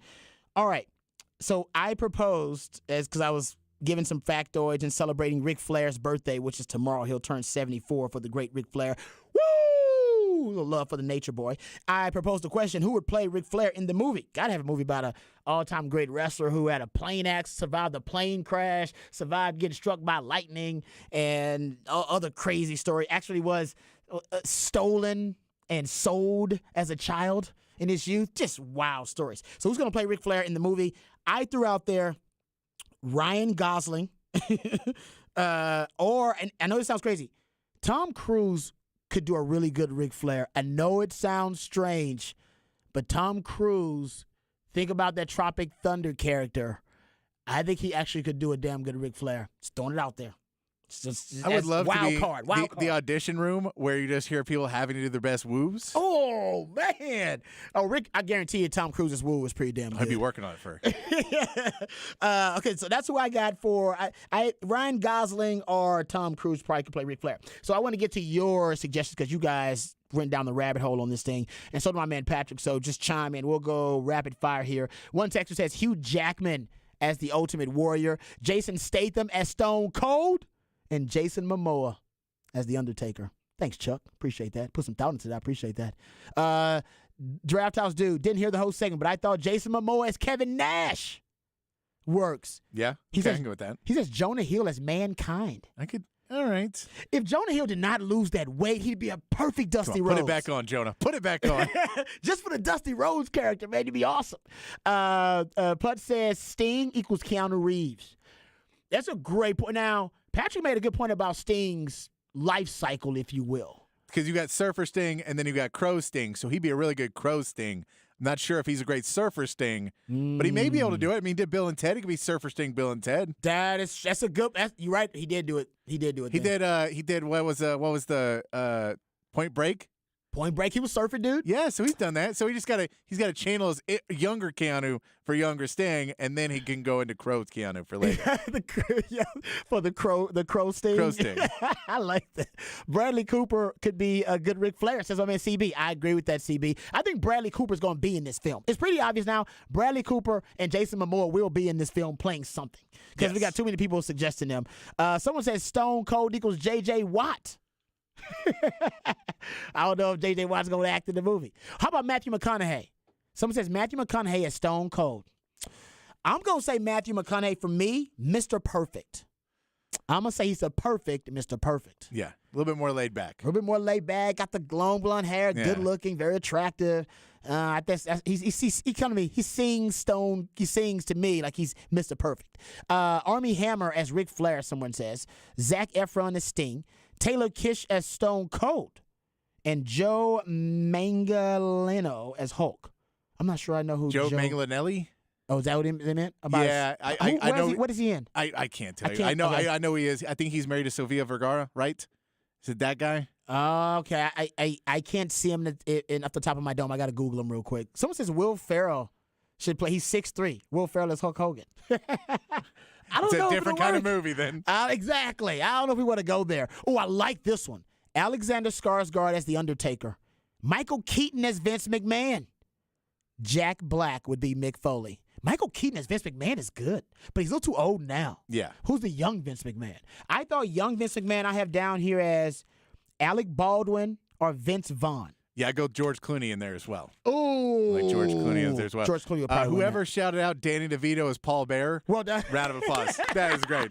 Solid work on that one. That would be good. We got a lot of Jack Black, Mick Foley, which is pretty good. Someone says Nate says a few of these can play themselves. Rock can be themselves. Yeah, but if we do that, then everybody's going to want to play themselves. Nate says James Franco is Ultimate Warrior. That's not bad. Is James Franco still canceled? Probably so. Half of this list is still canceled. He can't even make a movie about Hulk Hogan anymore. Someone says Tom Hardy is Ultimate Warrior. That would be interesting. I got Ultimate Warrior here. I had Christian Bale or Brad Pitt as my Ultimate Warrior. I like Christian Bale as Macho Man. I think it's a smooth voice transition from the Dark Knight. From the Dark Knight to Macho Man. I think you made a good point there. Someone says you got to cast Rob Gronkowski too. Yeah. I'm with you. He'll play one of these roles. We have to pretend like he's never existed. Stop putting him in things. So this big doofus in things. Someone says here, Kit Harington is Sting. Kit Harington is Jon Snow, correct? From Game of Thrones. Okay, that's not bad. That's another Crow Sting for sure. That would be. Someone says who would John Cena play? I guess John Cena is an actor now. He is. He's actually. I enjoy John Cena's acting chops. They're pretty good. He's not bad at all, actually. Macho Man, Bradley Cooper for Macho Man. That's not bad. We got to figure out who's playing Macho Man real quick. How about Johnny Depp? I don't think he has the intensity. Okay. All right. So no Johnny Depp. Who needs to be intense enough to play Macho Man? Bradley Cooper could do it. Bradley Cooper could do a lot of these, actually. Yeah. I truly believe it. Someone says Jeff Bridges as Terry Funk. I like old middle-aged and crazy Terry Funk. How about Johnny Depp as Jimmy Hart? Ah, okay. That's not bad. Mouth of the South, Jimmy Hart? Yeah, I guess so. I can see that a little bit. All right. Thank you guys for all your participation. We appreciate it. We know we're a little off the rails here, but we had a lot of fun doing it, and that's what it's all about. I want to thank my man Patch for doing a great job, as always. I want to thank all of you guys for participating. Remember, the revolution will not be televised. We'll be talking about it right here on Ball Don't Lie. We love you guys. We do mean that. Take care of yourselves, but more importantly, take care of each other. Texas baseball coming up next. Craig Way, the Longhorns legend, on the call. Y'all have a great weekend. Peace.